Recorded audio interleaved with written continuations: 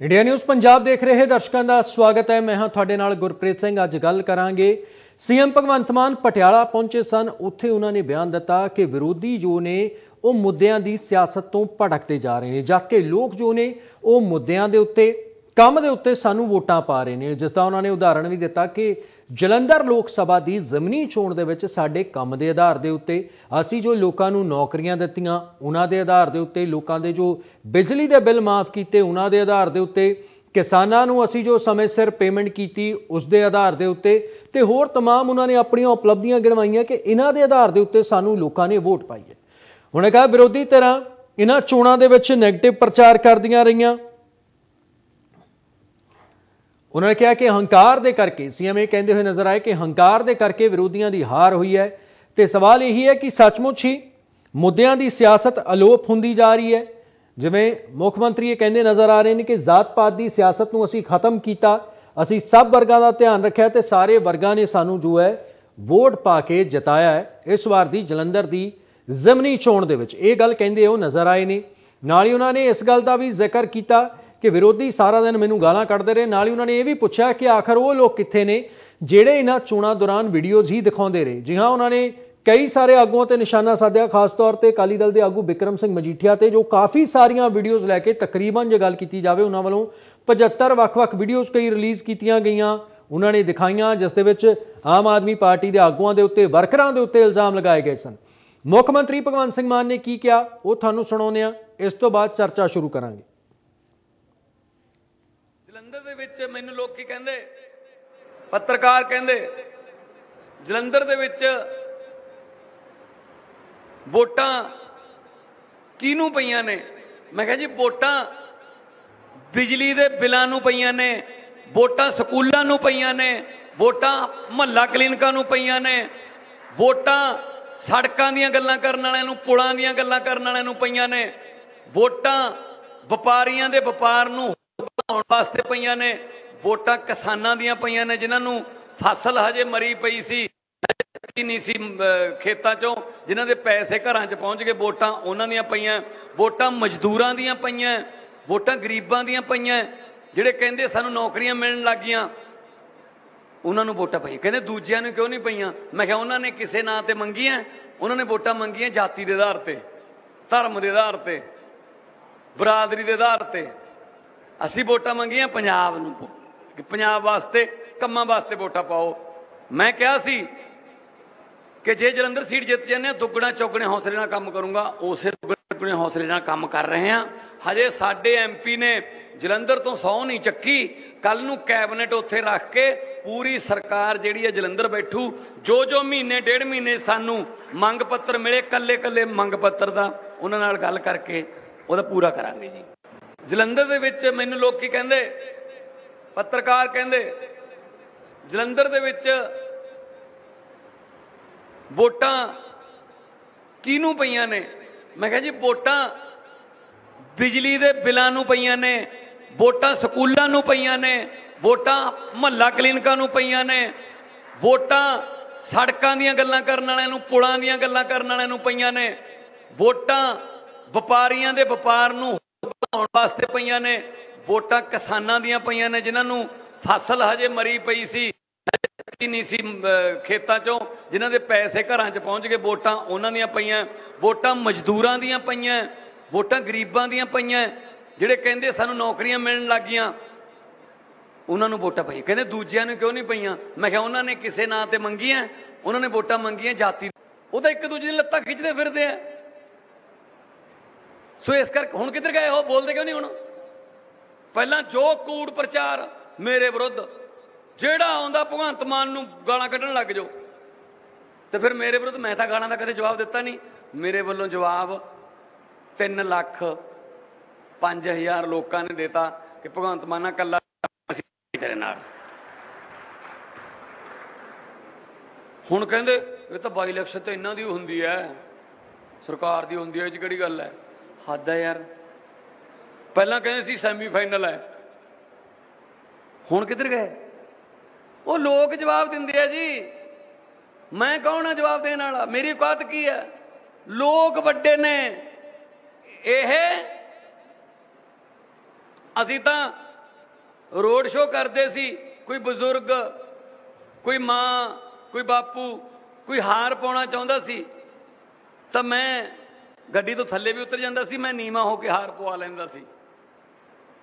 ਇਹ ਐਡਾ ਹੰਕਾਰ ਇਹਨਾਂ 'ਚ, ਬੀਜੇਪੀ ਵਾਲਿਆਂ 'ਚ, ਕਾਂਗਰਸ ਵਾਲਿਆਂ 'ਚ, ਅਕਾਲੀ ਵਾਲਿਆਂ 'ਚ। ਸਟੇਜ ਤੇ ਬਹਿੰਦੇ ਆ, ਲੱਤ ਤੇ ਲੱਤ ਧਰ ਕੇ ਜੁੱਤੀ ਲੋਕਾਂ ਵੱਲ ਹੁੰਦੀ ਹੈ। ਜੇ ਤੁਸੀਂ ਲੋਕਾਂ ਨੂੰ ਜੁੱਤੀ ਦਿਖਾਓ, ਲੋਕਾਂ ਕੋਲੇ ਵੀ ਮੌਕਾ ਹੁੰਦਾ, ਫਿਰ ਉਹ ਆਪਣਾ ਰੰਗ ਦਿਖਾ ਦਿੰਦੇ ਆ। ਫਿਰ ਐਡੇ ਐਰੋਗੈਂਟ ਨੇ, ਐਡੇ ਇਹਨਾਂ ਦੇ ਮਤਲਬ ਦਿਮਾਗ ਖਰਾਬ ਹੋਏ ਹੋਏ ਨੇ ਕਿ ਅਸੀਂ ਜਿੱਦੇ ਹੀ ਹੁੰਨੇ ਆ, ਇਹ ਤਾਂ 50 ਸਾਲ ਤੋਂ ਸੀਟ ਸਾਡੀ ਹੈ, ਸਾਨੂੰ ਹੀ ਪਾਉਣੀਆਂ ਪੈਂਦੀਆਂ ਨੇ। ਕਿਉਂ ਤੁਹਾਨੂੰ ਕਿਉਂ ਪਾਉਣੀਆਂ ਪੈਂਦੀਆਂ ਵੋਟਾਂ? ਵੀ ਰਜਿਸਟਰੀ ਕਰਾ ਲਈ ਅਸੀਂ। ਉਹ ਕਾਂਗਰਸ ਵਾਲੇ, ਉਹਨਾਂ ਨੂੰ ਮੈਂ ਕਿਹਾ ਤੁਸੀਂ ਬਾਕੀ 24 ਛੱਡੋ, ਤੁਸੀਂ ਪਹਿਲਾਂ ਇਹ ਦੇਖੋ 2022 'ਚ ਜਿਹੜੇ ਤੁਹਾਡੇ 5 ਜਿੱਤੇ ਸੀ, ਜਲੰਧਰ ਤੋਂ 5 ਦੇ 5 ਹੀ ਹਾਰ ਗਏ, ਹੁਣ 18 ਤੋਂ 13 ਰਹਿ ਗਏ। ਜੇ ਰੱਬ ਨਾ ਕਰੇ ਕੋਈ ਹੋਰ, ਇਹ 5-7 ਹੀ ਰਹਿ ਜਾਣੇ ਆ ਇਹਨਾਂ ਦਾ ਕਿਰਦਾਰ ਹੈ। ਜੋ ਗਾਲਾਂ ਕੱਢਣ ਲੱਗੇ ਉਹਦੇ ਨਾਲ ਮੁੱਦਿਆਂ ਦਾ ਕੋਈ ਸੰਬੰਧ ਹੈ? ਤੇ ਮੈਨੂੰ ਸਮਝ ਨਹੀਂ ਆਉਂਦੀ ਹੁਣ ਕਿੱਥੇ ਨੇ ਉਹ। ਕੋਈ ਕਹਿੰਦਾ ਸੀ ਤੈਨੂੰ ਮੈਂ ਦੱਬੂ ਓਏ, ਉਹ ਇਹ ਤੋਂ ਬਿਨਾਂ ਤਾਂ ਗੱਲ ਹੀ ਨਹੀਂ ਕਰਦੇ। ਕੋਈ ਅਹੁਦੇ ਦਾ ਕੋਈ ਹੋਵੇ, ਕੋਈ ਅਹੁਦੇ ਦੀ ਗਰਮਾ ਹੋਵੇ, ਕਿਉਂਕਿ ਉਹਨਾਂ ਸਕੂਲਾਂ 'ਚ ਪੜ੍ਹੇ ਹੀ ਨਹੀਂ ਜਿੱਥੇ ਤੁਸੀਂ ਆਪ ਜੀ ਸਿਖਾਇਆ ਜਾਂਦਾ ਹੈ। ਇਹ ਤਾਂ ਤੂੰ। ਜੀ ਹਾਂ, ਕਈ ਤਰ੍ਹਾਂ ਦੇ ਸਵਾਲ ਜੋ ਨੇ ਮੁੱਖ ਮੰਤਰੀ ਭਗਵੰਤ ਸਿੰਘ ਮਾਨ ਨੇ ਵਿਰੋਧੀਆਂ ਦੇ ਉੱਤੇ ਚੁੱਕੇ ਨੇ। ਉਹਨਾਂ ਨੇ ਕਿਹਾ ਕਿ ਵਿਰੋਧੀ ਜੋ ਨੇ ਉਹ ਮੁੱਦਿਆਂ ਦੀ ਸਿਆਸਤ ਨਹੀਂ ਕਰਦੇ, ਇਸੇ ਕਰਕੇ ਜੋ ਹੈ ਲੋਕ ਉਹਨਾਂ ਨੂੰ ਵਿਸਾਰਦੇ ਜਾ ਰਹੇ ਨੇ। ਲੋਕਾਂ ਨੇ ਉਹਨਾਂ ਨੂੰ ਵੋਟ ਨਹੀਂ ਪਾਈ, ਲੋਕਾਂ ਨੇ ਉਹਨਾਂ ਨੂੰ ਨਹੀਂ ਜਿਤਾਇਆ, ਜਦਕਿ ਆਮ ਆਦਮੀ ਪਾਰਟੀ ਦੀ ਸਰਕਾਰ ਜਿਹੜੀ ਹੈ ਲੋਕਾਂ ਦੇ ਮੁੱਦੇ ਹੱਲ ਕਰ ਰਹੀ ਹੈ। ਸੀਐਮ ਦੇ ਵੱਲੋਂ ਦੀ ਜੋ ਹੈ ਉਹ ਦਾਅਵਾ ਕੀਤਾ ਗਿਆ। ਇਸ ਪੂਰੇ ਮੁੱਦੇ ਤੇ ਚਰਚਾ ਕਰਨ ਦੇ ਲਈ ਸਾਡੇ ਨਾਲ ਖਾਸ ਮਹਿਮਾਨ ਜੁੜ ਗਏ ਨੇ, ਸਿੱਧਾ ਉਹਨਾਂ ਦਾ ਰੁਖ ਕਰਾਂਗੇ। ਸਾਡੇ ਨਾਲ ਸ਼੍ਰੋਮਣੀ ਅਕਾਲੀ ਦਲ ਦੇ ਵੱਲੋਂ ਦੀ KS ਮਠਾੜੂ ਜੀ ਜੁੜੇ ਨੇ, ਬੀਜੇਪੀ ਵੱਲੋਂ ਜਸਮੀਨ ਸੰਧਾਵਾਲੀਆ ਜੀ ਸਾਡੇ ਨਾਲ ਜੁੜੇ ਨੇ, ਬਿਕਰਮਜੀਤ ਪਾਸੀ ਆਮ ਆਦਮੀ ਪਾਰਟੀ ਵੱਲੋਂ ਸਾਡੇ ਨਾਲ ਜੁੜੇ ਨੇ। ਤੁਹਾਡੇ ਸਾਰੇ ਮਹਿਮਾਨਾਂ ਦਾ ਬਹੁਤ-ਬਹੁਤ ਸਵਾਗਤ ਹੈ।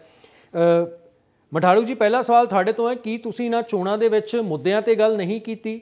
ਕੀ ਤੁਸੀਂ ਇਹਨਾਂ ਚੋਣਾਂ ਦੇ ਵਿੱਚ ਰੁਜ਼ਗਾਰ ਦੀ ਗੱਲ ਹੋਵੇ, ਨੌਜਵਾਨਾਂ ਦੀ ਗੱਲ ਹੋਵੇ, ਜਾਂ ਫਿਰ ਲੋਕਾਂ ਨੂੰ ਬਿਜਲੀ ਮੁਹੱਈਆ ਕਰਵਾਉਣ ਦੀ ਗੱਲ ਹੋਵੇ, ਫ੍ਰੀ ਬਿਜਲੀ ਦੀ ਗੱਲ ਹੋਵੇ, ਤੁਸੀਂ ਉਹ ਗੱਲਾਂ ਨਹੀਂ ਕਰ ਸਕੇ?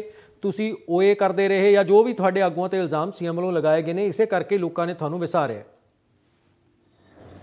ਗੁਰਪ੍ਰੀਤ ਜੀ, ਗੱਲ ਪਤਾ ਕੀ ਹੈ, ਪਹਿਲੀ ਗੱਲ ਤਾਂ ਮਾਨਯੋਗ ਮੁੱਖ ਮੰਤਰੀ ਸਾਹਿਬ, ਮੈਂ ਹੁਣ ਮਾਨਯੋਗ ਮੁੱਖ ਮੰਤਰੀ ਸਾਹਿਬ ਕਹਿ ਰਿਹਾ ਜੀ ਜੀ, ਉਹ ਤਾਂ ਇਹ ਗੱਲ ਕਹਿੰਦੇ ਆ, ਕਹਿੰਦੇ ਜਿਹੜੇ ਚੈਨਲਾਂ ਤੇ ਬਹਿੰਦੇ ਆ, ਕਈ ਵੈਬ ਚੈਨਲਾਂ ਤੇ ਬਹਿੰਦੇ ਆ, ਵਿਰੋਧੀ ਪਾਰਟੀਆਂ ਦੇ ਬੁਲਾਰੇ ਸਾਨੂੰ ਗਾਲਾਂ ਕੱਢਦੇ ਆ। ਗਾਲਾਂ ਨਹੀਂ ਕੱਢਦੇ, ਅਸੀਂ ਜਿਹੜੀ ਗੱਲ ਪੰਜਾਬ ਦੇ ਲੋਕਾਂ ਦੀ ਆ ਉਹ ਗੱਲ ਕਰਦੇ ਆ। ਉਹਨਾਂ ਨੇ ਚੈਨਲਾਂ ਨੂੰ ਕਿਹਾ, ਕਹਿੰਦੇ ਵੈਬ ਚੈਨਲ ਵਾਲੇ ਐਂ ਕਰਦੇ ਆ, ਕਮੈਂਟ ਐਂ ਲਿਖਦੇ ਆ ਮੈਨੂੰ। ਦੇਖੋ ਇੱਕ ਗੱਲ ਤਾਂ ਕਲੀਅਰ ਹੈ ਗੁਰਪ੍ਰੀਤ ਜੀ, ਮਾਨਯੋਗ ਮੁੱਖ ਮੰਤਰੀ ਸਾਹਿਬ ਸੁਹਿਰਦ ਬੜੇ ਨੇ ਸੋਸ਼ਲ ਮੀਡੀਆ ਤੇ ਮੀਡੀਆ ਦੇ ਪ੍ਰਤੀ।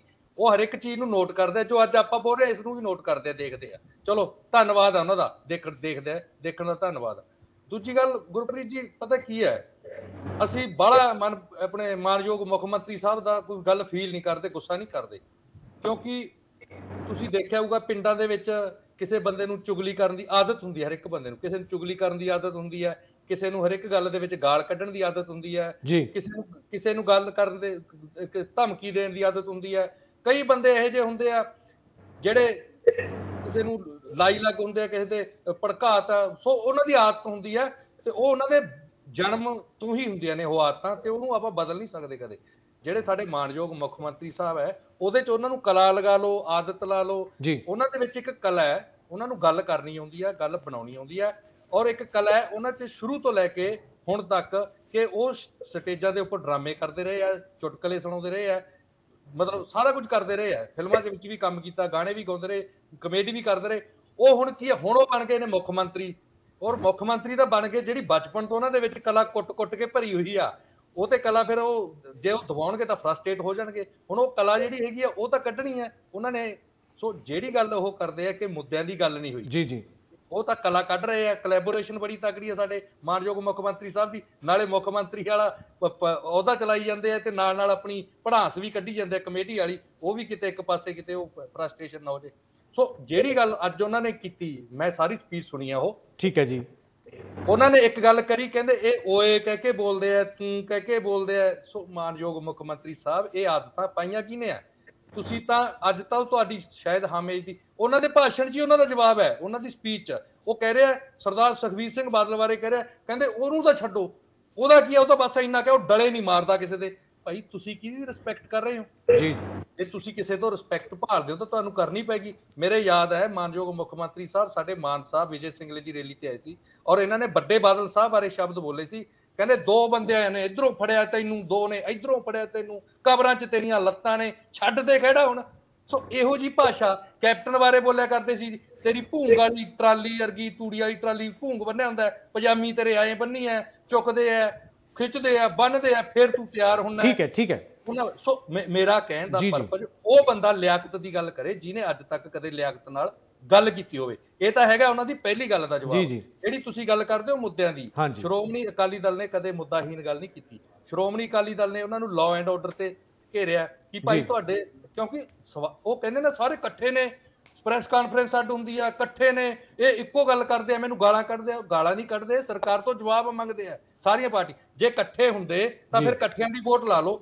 ਤੁਹਾਡੇ ਜਿਹੜੀ 76% ਵੋਟ ਤਾਂ ਉਲਟ ਪਈ ਆ ਨਾ, ਫਿਰ ਤਾਂ ਵਿਰੋਧੀ ਜਿੱਤ ਗਏ, ਤੁਸੀਂ ਹਾਰ ਗਏ। ਨੈਤਿਕਤਾ ਦੇ ਆਧਾਰ ਤੇ ਵੈਸੇ ਅਸਤੀਫਾ ਦਿਓ, ਔਰ ਰਿੰਕੂ ਤੋਂ ਤੁਸੀਂ ਅਸਤੀਫਾ ਦਿਓ, ਜਿਹੜੇ ਤੁਹਾਡੇ ਐਮਪੀ ਬਣੇ ਨਾਲ ਤੁਸੀਂ ਅਸਤੀਫਾ ਦਿਓ। ਤੁਸੀਂ ਕਿਵੇਂ ਕਹਿ ਸਕਦੇ ਹੋ? ਤਾਂ ਇਹਨਾਂ ਨੂੰ ਤਾਂ ਗੁਰਪ੍ਰੀਤ ਜੀ ਵੋਟ ਹੀ 15% ਪਈ ਆ, ਜਿਹੜੀ 34% ਤੇ ਵੋਟ ਇਹ ਕਹਿੰਦੇ ਆ, ਬਾਕੀ ਵੋਟ ਤਾਂ ਪ੍ਰਸ਼ਾਸਨ ਨੂੰ ਪਈ ਹੈ। ਪ੍ਰਸ਼ਾਸਨ ਨੇ, ਪੁਲਿਸ ਘਰ ਬੈਠੀ ਹੈ, ਹਲਵਾਈਆਂ ਤੱਕ ਤੁਸੀਂ ਧਮਕੀਆਂ ਦੇਤੀਆਂ ਕਿ ਤੁਸੀਂ ਤੁਹਾਡੇ ਤੇ ਰੇਡਾਂ ਪੈਣਗੀਆਂ, ਤੁਹਾਡੇ ਸੈਂਪਲ ਭਰੇ ਜਾਣਗੇ। ਠੀਕ ਹੈ ਮਡਾਰੂ ਸਾਹਿਬ। ਸੋ ਤੁਸੀਂ ਇਹ ਕਹਿ ਰਹੇ ਹੋ ਕਿ ਮੁੱਦਿਆਂ ਦੀ ਸਿਆਸਤ ਜਿਹੜੀ ਉਹ ਕਹਿ ਰਹੇ ਨੇ ਕਿ ਤਲਖ ਕਲਾਮੀ ਹੁੰਦੀ ਹੈ, ਗਲਤ ਤਰੀਕੇ ਦੇ ਨਾਲ ਬੁਲਾਇਆ ਜਾਂਦਾ ਹੈ, ਉਸ ਦੀ ਸ਼ੁਰੂਆਤ ਤੁਸੀਂ ਇਹ ਕਹਿ ਰਹੇ ਹੋ ਕਿ ਸੀਐਮ ਦੇ ਵੱਲੋਂ ਦੀ ਕੀਤੀ ਗਈ ਹੈ। ਬਿਲਕੁਲ ਕਰੀ ਹੈ। ਮੈਂ ਵੀਡੀਓ ਕਿੰਨੀਆਂ ਭੇਜਾਂ ਤੁਹਾਨੂੰ ਇਹਨਾਂ ਦੀਆਂ 2022 ਦੀਆਂ ਇਲੈਕਸ਼ਨ ਤੋਂ ਪਹਿਲਾਂ, 2017 ਦੀਆਂ ਇਲੈਕਸ਼ਨਾਂ ਤੋਂ ਪਹਿਲਾਂ, ਦੱਸੋ ਕਿੰਨੀਆਂ। ਠੀਕ ਹੈ, ਹੁਣ ਮੁੱਖ ਮੰਤਰੀ ਬਣ ਗਏ। ਠੀਕ ਹੈ ਮਡਾਰੂ ਸਾਹਿਬ, ਠੀਕ ਹੈ, ਆਪਾਂ ਇਹਦਾ ਜਵਾਬ ਵੀ ਲੈ ਲਈਏ। ਜੈਸਮੀਨ ਸੰਧਾਵਾਲੀਆ ਜੀ ਸਾਡੇ ਨਾਲ ਜੁੜੇ ਨੇ। ਜੈਸਮੀਨ ਜੀ, ਤੁਸੀਂ ਕਿਵੇਂ ਦੇਖਦੇ ਹੋ ਕਿ ਤੁਹਾਨੂੰ ਲੱਗਦਾ ਹੈ ਕਿ ਸਰਕਾਰ ਨੇ ਇਹਨਾਂ ਸਾਰੇ ਮੁੱਦਿਆਂ ਦੇ ਉੱਤੇ ਜਿਨ੍ਹਾਂ ਦਾ ਜ਼ਿਕਰ ਮੁੱਖ ਮੰਤਰੀ ਦੇ ਵੱਲੋਂ ਦੀ ਕੀਤਾ ਗਿਆ ਕਿ ਅਸੀਂ ਨੌਕਰੀਆਂ ਦੇ ਦਿੱਤੀਆਂ, ਰੁਜ਼ਗਾਰ ਦੇ ਦਿੱਤਾ, ਅਸੀਂ ਟੂਲ ਟੈਕਸ ਬੰਦ ਕਰਵਾ ਦਿੱਤੇ, ਅਸੀਂ ਲੋਕਾਂ ਨੂੰ ਮੁਫਤ ਬਿਜਲੀ ਦੇ ਦਿੱਤੀ, ਇਹ ਮੁੱਦਿਆਂ ਦੇ ਉੱਤੇ ਕੰਮ ਹੋ ਚੁੱਕਿਆ, ਗਰੰਟੀਆਂ ਅਸੀਂ ਪੂਰੀ ਕਰ ਦਿੱਤੀਆਂ, ਮੁਹੱਲਾ ਕਲੀਨਿਕ ਦਾ ਵੀ ਜ਼ਿਕਰ ਕੀਤਾ, ਇਸੇ ਕਰਕੇ ਸਾਨੂੰ ਜੋ ਨੇ ਇਹ ਵੋਟਾਂ ਪਈਆਂ, ਤੁਸੀਂ ਇਹਨਾਂ ਦੇ ਉੱਤੇ ਕੰਮ ਨਹੀਂ ਕਰ ਸਕੇ? ਦੇਖੋ ਜੀ, ਚੀਫ ਮਿਨਿਸਟਰ ਸਾਹਿਬ, ਸਭ ਤੋਂ ਪਹਿਲਾਂ ਤਾਂ ਮੈਂ ਕਹਾਂਗੀ ਕਿ ਉਹਨਾਂ ਨੂੰ ਬਹੁਤ ਅਦਬ ਨਾਲ ਹਰ ਕਿਸੇ ਆਪੋਜੀਸ਼ਨ ਪਾਰਟੀ ਨੂੰ ਐਡਰੈਸ ਕਰਨਾ ਚਾਹੀਦਾ ਹੈ। ਔਰ ਇਹ ਬੜਾ ਇੱਕ ਸੈਡ ਪ੍ਰੈਸੀਡੈਂਟ ਹੈ ਕਿ ਅਸੀਂ ਹੁਣ ਤੂੰ ਮੈਂ ਕਰਨ ਲੱਗ ਪਏ ਹਾਂ।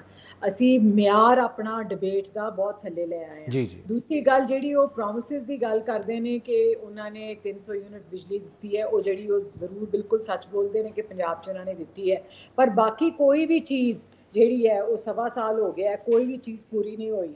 ਔਰਤਾਂ ਨੂੰ ਕੁਛ ਨਹੀਂ ਦਿੱਤਾ ਗਿਆ, ਜਿਹੜਾ ਕਿ ਬਹੁਤ ਵੱਡਾ ਕੇਜਰੀਵਾਲ ਸਾਹਿਬ ਨੇ ਵਾਅਦਾ ਕੀਤਾ ਸੀ ਆ ਕੇ, ਜਦੋਂ ਮੈਨੀਫੈਸਟੋ ਡਿਕਲੇਅਰ ਕੀਤਾ ਸੀ ਕਿ 1000 ਰੁਪਈਆ ਸਾਰੀਆਂ ਬੀਬੀਆਂ ਨੂੰ ਮਿਲੇਗਾ, ਉਹ ਅੱਜ ਤੱਕ ਨਹੀਂ ਦਿੱਤਾ ਗਿਆ। ਹਾਂ, ਛੋਟੇ ਵਾਅਦੇ ਜਿਹਨੂੰ ਅੰਗਰੇਜ਼ੀ 'ਚ ਕਹਿੰਦੇ ਨੇ ਨਾ ਕਿ ਲਿਟਲ ਪ੍ਰੋਮਿਸਿਸ ਹੈਵ ਬੀਨ ਫੁਲਫਿਲਡ, ਉਹ ਉਹਨਾਂ ਨੇ ਕੀਤੇ ਨੇ।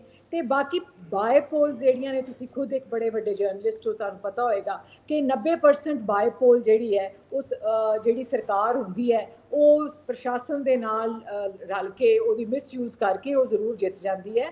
ਔਰ ਜਿਵੇਂ ਮਠਾਰੂ ਸਾਹਿਬ ਨੇ ਕਿਹਾ ਕਿ ਜੇ ਵੇਖਿਆ ਜਾਏ ਤੇ ਜਿਵੇਂ ਉਹ ਸਾਨੂੰ ਸਾਰਿਆਂ ਨੂੰ ਕਹਿੰਦੇ ਨੇ ਕਿ ਜੀ ਇਹ ਸਾਰੇ ਜਾਣੇ ਰਲੇ ਹੋਏ ਨੇ, ਤੇ ਫਿਰ ਤੇ ਅਸੀਂ ਸਾਰੇ ਜਾਣੇ ਰਲ ਕੇ ਜਿੱਤ ਗਏ ਹੋਏ, ਇਹਨਾਂ ਨੂੰ ਵੋਟਾਂ ਉਸ ਹਿਸਾਬ ਦੇ ਨਾਲ ਨਹੀਂ ਪਈਆਂ। ਬਾਕੀ ਇਹ ਗੱਲ ਕਹਿਣੀ ਕਿ ਜੀ ਹੰਕਾਰ ਦੇ ਉੱਤੇ ਉਹ ਬੜਾ ਬੋਲੇ ਨੇ, ਉਹਦੇ ਉੱਤੇ ਮੈਂ ਇੱਕ ਲਫ਼ਜ਼ ਮੈਂ ਲੰਬੀ ਗੱਲ ਨਹੀਂ ਕਰਨਾ ਚਾਹੁੰਦੀ। ਉਹ ਜਿਹੜੀ ਹੰਕਾਰ ਦੀ ਗੱਲ ਕਰਦੇ ਨੇ, ਮਹਾਰਾਜ ਨੇ ਕਿਹਾ ਹੈ ਗੁਰੂ ਨਾਨਕ ਦੇਵ ਜੀ ਨੇ, ਜੋ ਹੰਕਾਰਿਆ ਸੋ ਮਾਰਿਆ। ਤੇ ਮੈਨੂੰ ਇੰਝ ਲੱਗਦਾ ਹੈ ਕਿ ਹੰਕਾਰ ਉਹਨਾਂ 'ਚ ਜ਼ਿਆਦਾ ਆ ਗਿਆ ਹੈ ਬਨਾਸਬਤ ਕੇ ਦੂਜੀਆਂ ਆਪੋਜੀਸ਼ਨ ਪਾਰਟੀ ਤੇ ਆਇਆ ਹੋਵੇ। ਔਰ ਇੱਕ ਉਹ ਬੜੇ ਅੱਛੇ, ਬਹੁਤ ਅੱਛੇ ਆਰਟਿਸਟ ਨੇ, ਔਰ ਉਹਨਾਂ ਨੂੰ ਬੋਲਣਾ ਸਟਾਇਰ ਲਈ ਬਹੁਤ ਅੱਛਾ ਆਉਂਦਾ, ਔਰ ਉਹ ਕਾਫੀ ਅੱਛਾ ਬੋਲ ਰਹੇ ਨੇ, ਪਰ ਐਡਮਿਨਿਸਟ੍ਰੇਸ਼ਨ ਵੱਲੋਂ ਉਹਨਾਂ ਦਾ ਵਰਕਾ ਜਿਹੜਾ ਉਹ ਪਾਟਿਆ ਹੋਇਆ ਜੀ। ਬਸ ਮੈਂ ਇਹ ਕਹਾਂਗੀ।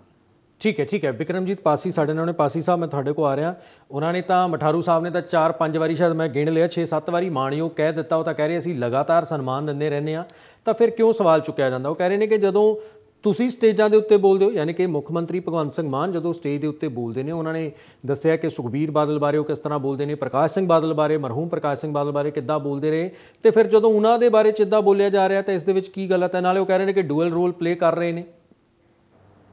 ਦੇਖੋ ਪਹਿਲੀ ਗੱਲ ਤਾਂ ਅੱਜ ਜ਼ਰੂਰ ਇਹਨਾਂ ਨੇ ਮਾਨਯੋਗ ਕਿਹਾ ਤੇ ਮੁੱਖ ਮੰਤਰੀ ਸਾਹਿਬ ਨੂੰ, ਅਦਰਵਾਈਜ਼ ਤਾਂ ਜਿੰਨਾ ਇਲੈਕਸ਼ਨ ਦਾ ਤੁਸੀਂ ਟੀਮ ਪੀਰੀਅਡ ਕੱਢ ਲਓ, ਇਹ ਮਤਲਬ ਐਦਾਂ ਦੀ ਭਾਸ਼ਾ ਸਾਡੇ ਪੰਜਾਬ ਦੇ ਮੁੱਖ ਮੰਤਰੀ ਸਾਹਿਬ ਬਾਰੇ ਵਰਤਦੇ ਰਹੇ ਆ ਜੋ ਨਹੀਂ ਸੁਣ ਸਕਦੇ ਆਪਾਂ, ਕਿਉਂਕਿ ਇਹ ਬਿਲਕੁਲ ਸੱਚ ਹੈ। ਮਾਨ ਸਾਹਿਬ ਨੇ ਸਹੀ ਕਿਹਾ ਕਿ ਇਹਨਾਂ ਨੂੰ ਹੰਕਾਰ ਹੋਇਆ ਪਿਆ ਸੀ, ਕਿਉਂਕਿ ਇਹਨਾਂ ਇਹ ਸੋਚਦੇ ਸੀ ਸਾਡਾ ਜੱਦੀ ਪੁਸ਼ਤੀ ਰਾਜ ਹੈ। ਦੇਖੋ ਮਰਹੂਮ ਸਾਡੇ ਮਾਨਯੋਗ ਸਰਦਾਰ ਪ੍ਰਕਾਸ਼ ਸਿੰਘ ਬਾਦਲ ਜੀ ਜੋ ਅੱਜ ਇਸ ਦੁਨੀਆ 'ਚ ਨਹੀਂ ਰਹੇ, ਪਰ ਮੈਂ ਇੱਕ ਚੀਜ਼ ਜ਼ਰੂਰ ਕਈ ਵਾਰੀ ਕਹਿ ਦਿੰਦਾ ਹੁੰਦਾ ਕਿ ਉਹਨਾਂ ਨੇ, ਮੈਂ ਨਹੀਂ ਕਦੇ ਉਹਨਾਂ ਤੋਂ ਕੋਈ ਇੱਦਾਂ ਇਮੈਚਿਓਰ ਗੱਲ ਸੁਣੀ ਜਿੱਦਾਂ ਦੀ ਗੱਲ ਨਵਜੋਤ ਸਿੰਘ ਸਿੱਧੂ ਜੀ ਹੋ ਗਏ ਜਾਂ ਪ੍ਰਤਾਪ ਬਾਜਵਾ ਜੀ ਹੋ ਗਏ ਜਾਂ ਬਿਕਰਮਜੀਤ ਸਿੰਘ ਮਜੀਠੀਆ ਜੀ ਹੋ ਗਏ, ਇਹਨਾਂ ਵੱਲੋਂ ਸੁਣੀ। ਅੱਜ ਵੀ ਤੁਸੀਂ ਦੇਖੋਗੇ ਕਿ ਇਹ ਗੱਲ ਕਹਿ ਦਿੰਦੇ ਆ ਜੀ ਕਿ ਉਹ ਭਗਵੰਤ ਮਾਨ ਜੀ ਆਰਟਿਸਟ ਹੈ ਜੀ, ਇਹ ਪਹਿਲਾਂ ਕੁਝ ਹੋਰ ਬੋਲਦੇ ਰਹੇ, ਤੁਸੀਂ ਵਰਡ ਤੁਸੀਂ ਸੁਣਿਆ ਹੋਣਾ ਕਿਹੋ ਜਿਹਾ ਗਲਤ ਵਰਡ ਯੂਜ਼ ਕਰਦੇ ਰਹੇ ਆ, ਅਗਰ ਕਹੋ ਤਾਂ ਮੈਂ ਦੱਸ ਦਿੰਦਾ ਤੁਹਾਡੇ ਚੈਨਲ ਤੇ, ਪਰ ਮੈਨੂੰ ਅੱਛੇ ਨਹੀਂ ਲੱਗਦੇ। ਜੀ ਜੀ ਜੀ ਜੀ। ਦੂਸਰੀ ਚੀਜ਼ ਮੈਂ ਤੁਹਾਨੂੰ ਦੱਸਦਾ, ਭਗਵੰਤ ਮਾਨ ਜੀ ਕੋਲੇ ਪੋਲੀਟੀਕਲ ਐਕਸਪੀਰੀਅੰਸ ਔਰ ਨੌਲੇਜ, ਇੰਟੈਲੀਜੈਂਸ, ਤਿੰਨੋਂ ਚੀਜ਼ਾਂ। ਉਹ ਕਈ ਵਾਰ ਮੈਂਬਰ ਆਫ ਪਾਰਲੀਮੈਂਟ ਰਹਿ ਗਏ, ਉਹਨਾਂ ਨੇ ਪੰਜਾਬ ਦੇ ਮੁੱਦੇ ਸਭ ਤੋਂ ਵੱਧ ਪਾਰਲੀਮੈਂਟ ਦੇ ਵਿੱਚ ਚੁੱਕੇ ਆ। ਉਹ ਬਤੌਰ ਮੈਂਬਰ ਆਫ ਪਾਰਲੀਮੈਂਟ ਰਹਿੰਦੇ ਹੋਏ ਉਹਨਾਂ ਨੇ 1-1 ਰੁਪਏ ਦਾ ਜਿਹੜਾ ਐਮਪੀ ਫੰਡ ਹੁੰਦਾ ਉਹਦਾ ਹਿਸਾਬ ਦਿੱਤਾ, ਵਿਆਜ ਤੱਕ ਦੇ ਪੈਸੇ ਦਾ ਜਿਹੜਾ ਵਿਕਾਸ ਤੇ ਲਗਾਏ ਆ। ਜਿਹੜੇ ਗੱਲ ਕਹਿ ਰਹੇ ਆ ਪ੍ਰਸ਼ਾਸਨ ਪੱਖੋਂ ਅੱਜ ਪੰਜਾਬ ਦੁਬਾਰਾ ਲੀਹਾਂ ਤੇ ਆ ਰਿਹਾ। ਅੱਜ ਭਗਵੰਤ ਮਾਨ ਜੀ ਚੀਮਾ ਜੀ ਦੀ ਜੋੜੀ ਦੀ ਵਜ੍ਹਾ ਨਾਲ ਖਜ਼ਾਨਾ ਸਾਹ ਆਉਣ ਲੱਗ ਗਿਆ, ਅਦਰਵਾਈਜ਼ ਤਾਂ ਚਾਹੇ ਕਾਂਗਰਸ ਦੇ ਸਮੇਂ ਚਾਹੇ ਅਕਾਲੀ ਦਲ ਦੇ ਸਮੇਂ ਜਿਹੜੇ ਖਜ਼ਾਨਾ ਮੰਤਰੀ ਸਾਹਿਬ ਸੀਗੇ ਉਹ ਤਾਂ ਇਹੀ ਕਹਿੰਦੇ ਸੀ ਖਜ਼ਾਨਾ ਖਾਲੀ ਹੈ। ਚੌਥੀ ਚੀਜ਼ ਮੈਂ ਤੁਹਾਨੂੰ ਬਹੁਤਾ ਦੂਰ ਨਹੀਂ ਜਾਂਦਾ ਜੀ, ਜੈਸਮੀਨ ਸਾਂਧੀਵਾਲੀਆ ਜੀ ਬੋਲ ਕੇ ਗਏ ਆ, ਇਹਨਾਂ ਦੇ ਹੀ ਪੁਰੀ ਸਾਹਿਬ ਜੋ ਜਲੰਧਰ ਦੇ ਇੰਚਾਰਜ ਵੀ ਸੀ, ਉਹਨਾਂ ਨੇ ਕੀ ਸਟੇਟਮੈਂਟ ਦਿੱਤੀ ਹੈ? ਉਹਨਾਂ ਨੇ ਕਿਹਾ ਕਿ ਅਕਾਲੀ ਦਲ ਨਾਲ ਗਠਬੰਧਨ ਮਹਿੰਗਾ ਪਿਆ, ਅਕਾਲੀ ਦਲ ਦੀ ਨੀਤੀਆਂ ਪੰਜਾਬ ਵਾਸਤੇ ਚੰਗੀਆਂ ਨਹੀਂ।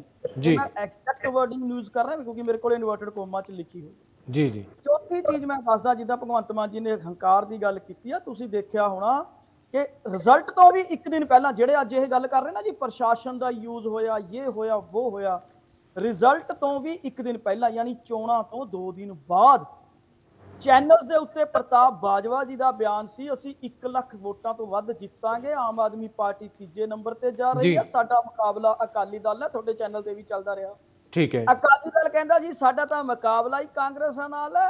ਹੰਕਾਰ ਦੱਸ ਰਿਹਾ। ਨਵਜੋਤ ਸਿੰਘ ਸਿੱਧੂ ਜੀ ਕਾਰ ਦੇ ਵਿੱਚ ਕਿਆ ਬੋਲ ਰਹੇ ਸੀਗੇ, ਮੈਂ ਵਰਡਿੰਗ ਭਾਸ਼ਾ ਯੂਜ਼ ਨਹੀਂ ਕਰਨਾ ਚਾਹੁੰਦਾ ਕਿਉਂਕਿ ਬਹੁਤ ਸਹਿਤ ਲੋਕ ਇਹ ਪ੍ਰੋਗਰਾਮ ਦੇਖਦੇ ਆ। ਇਹ ਹੰਕਾਰ ਨਹੀਂ ਤਾਂ ਕੀ ਸੀ?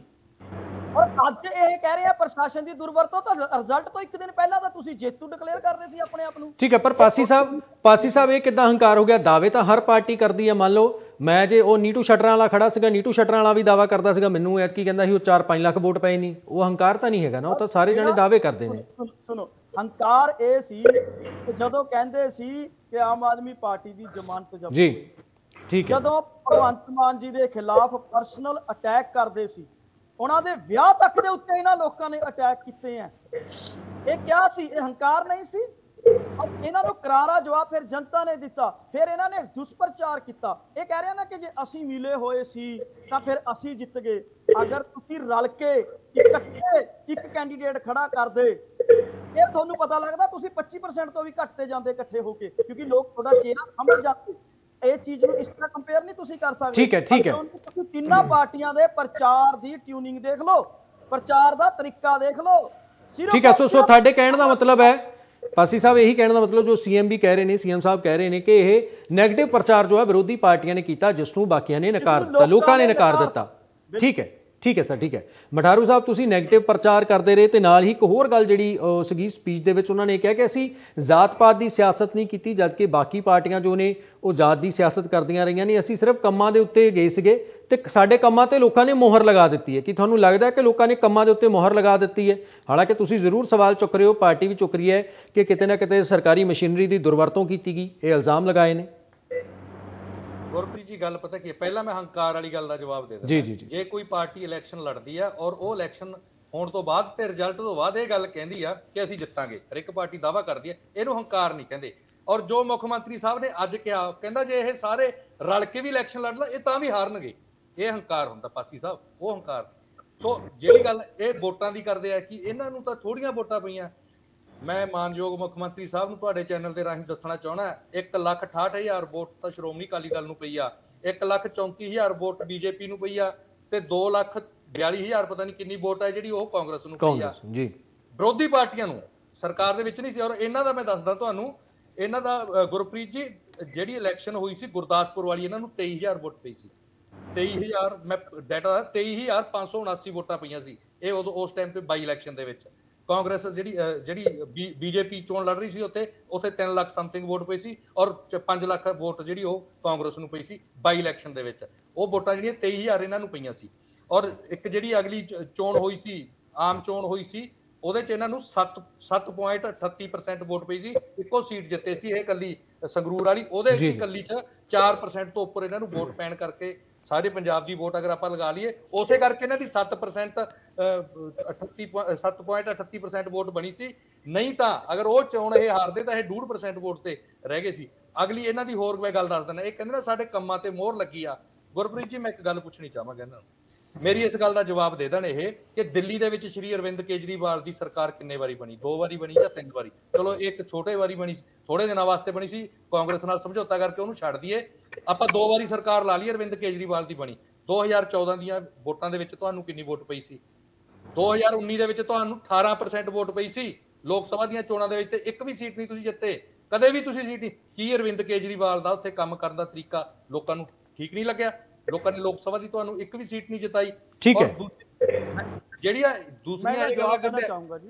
ਜੀ ਬਿਲਕੁਲ ਦਿਓ ਜਵਾਬ। ਔਰ ਜਿਹੜੀ ਦੂਸਰੀਆਂ ਚੋਣਾਂ ਦੇ ਵਿੱਚ, ਆਪਣੇ ਪੰਜਾਬ ਵਾਲੀਆਂ ਚੋਣਾਂ ਦੇ ਵਿੱਚ ਇਹਨਾਂ ਨੂੰ ਜਿਹੜੀ 25,000 26,000 ਵੋਟ ਜਿਹੜੀ ਹੈਗੀ ਹੈ ਉਹ ਪਈ ਸੀ ਜਲੰਧਰ ਦੇ ਵਿੱਚ। ਉਹ ਮੈਂ ਜਦੋਂ 19,000 ਵੋਟ ਤੇ ਸ਼੍ਰੋਮਣੀ ਅਕਾਲੀ ਦਲ ਦੇ ਅਟਵਾਲ ਸਾਹਿਬ ਕਾਂਗਰਸ ਤੋਂ ਹਾਰੇ ਸੀ, ਉਸ ਵੇਲੇ ਇਹਨਾਂ ਨੂੰ ਵੋਟ ਪਈ। ਅੱਜ ਤਾਂ ਜਿਹੜੇ ਵਿਰੋਧੀ ਪਾਰਟੀਆਂ ਨੇ ਉਹ 1,68,000 2,42,000 ਤੁਹਾਡੀ ਸਰਕਾਰ ਦੇ ਵਿੱਚ ਜਦੋਂ ਸਾਰਾ ਜੰਤਰ ਮੰਤਰ ਤੰਤਰ ਸਾਰਾ ਜ਼ੋਰ ਲਾ ਲਿਆ, ਹਲਵਾਈਆਂ ਤੱਕ ਨੂੰ ਤੁਸੀਂ ਧਮਕੀਆਂ ਦੇਤੀਆਂ ਔਰ ਪੂਰਾ ਜ਼ੋਰ ਲਾ ਕੇ ਸਹੀ ਮਾਇਨੇ ਦੇ ਵਿੱਚ ਦੱਸਾਂ, ਅਗਰ ਸਹੀ ਚੋਣ ਹੁੰਦੀ ਨਾ ਗੁਰਪ੍ਰੀਤ ਜੀ, ਬਿਕਰਮਜੀਤ ਜੀ ਸਾਡੇ ਵੱਡੇ ਭਾਈ ਆ, ਮੈਂ ਦੱਸ ਦੇਣਾ ਚਾਹੁੰਦਾ ਇਹਨਾਂ ਨੂੰ, ਜੇ ਸਹੀ ਤਰੀਕੇ ਨਾਲ ਚੋਣ ਹੁੰਦੀ ਤਾਂ ਤੁਸੀਂ 15% ਵੋਟ ਤੋਂ ਟੱਪਦੇ, ਤੁਹਾਡੀ ਜ਼ਮਾਨਤ ਜ਼ਬਤ ਹੁੰਦੀ, ਨਾਲੇ ਤੁਹਾਡੀ ਸਰਕਾਰ ਹੈ। ਪਰ ਤੁਸੀਂ ਜਿਹੜੀ ਉਹ ਆਡੀਓ ਲੀਕ ਹੋਈ ਹੈ, ਚੀਮਾ ਸਾਹਿਬ ਨੂੰ ਕਹਿ ਰਹੇ ਨੇ ਸੰਦੀਪ ਪਾਠਕ ਕਿ ਤੁਹਾਨੂੰ ਕੱਲੇ ਦੇਖਿਆ ਜਾਊਗਾ ਜੇ ਕਿਸੇ ਦੀ ਵੋਟ ਘਟ ਗਈ। ਮੈਂ ਤਾਂ ਇਹ ਵੀ ਸੁਣਿਆ ਆਫ ਦੀ ਲਾਈਨ ਅਗਰ ਗੱਲ ਕਰੀਏ, ਇਹਨਾਂ ਨੇ ਹਰ ਇੱਕ MLA ਨੂੰ 15-15 ਲੱਖ ਰੁਪਇਆ ਲਾਇਆ, ਕਹਿੰਦੇ 10-10 ਪਿੰਡ ਦੇ ਕੇ ਵੀ ਕੁਝ ਕਰੋ, ਪਰਚਾ ਕਰਾਓ, ਕਿਵੇਂ ਮਰਜ਼ੀ ਦੱਬੋ ਘੁੱਟੋ ਡਰਾਓ ਤੇ ਪਰਚਾ ਦਰਜ ਕਰਨਾ ਪਵੇ ਕਰੋ,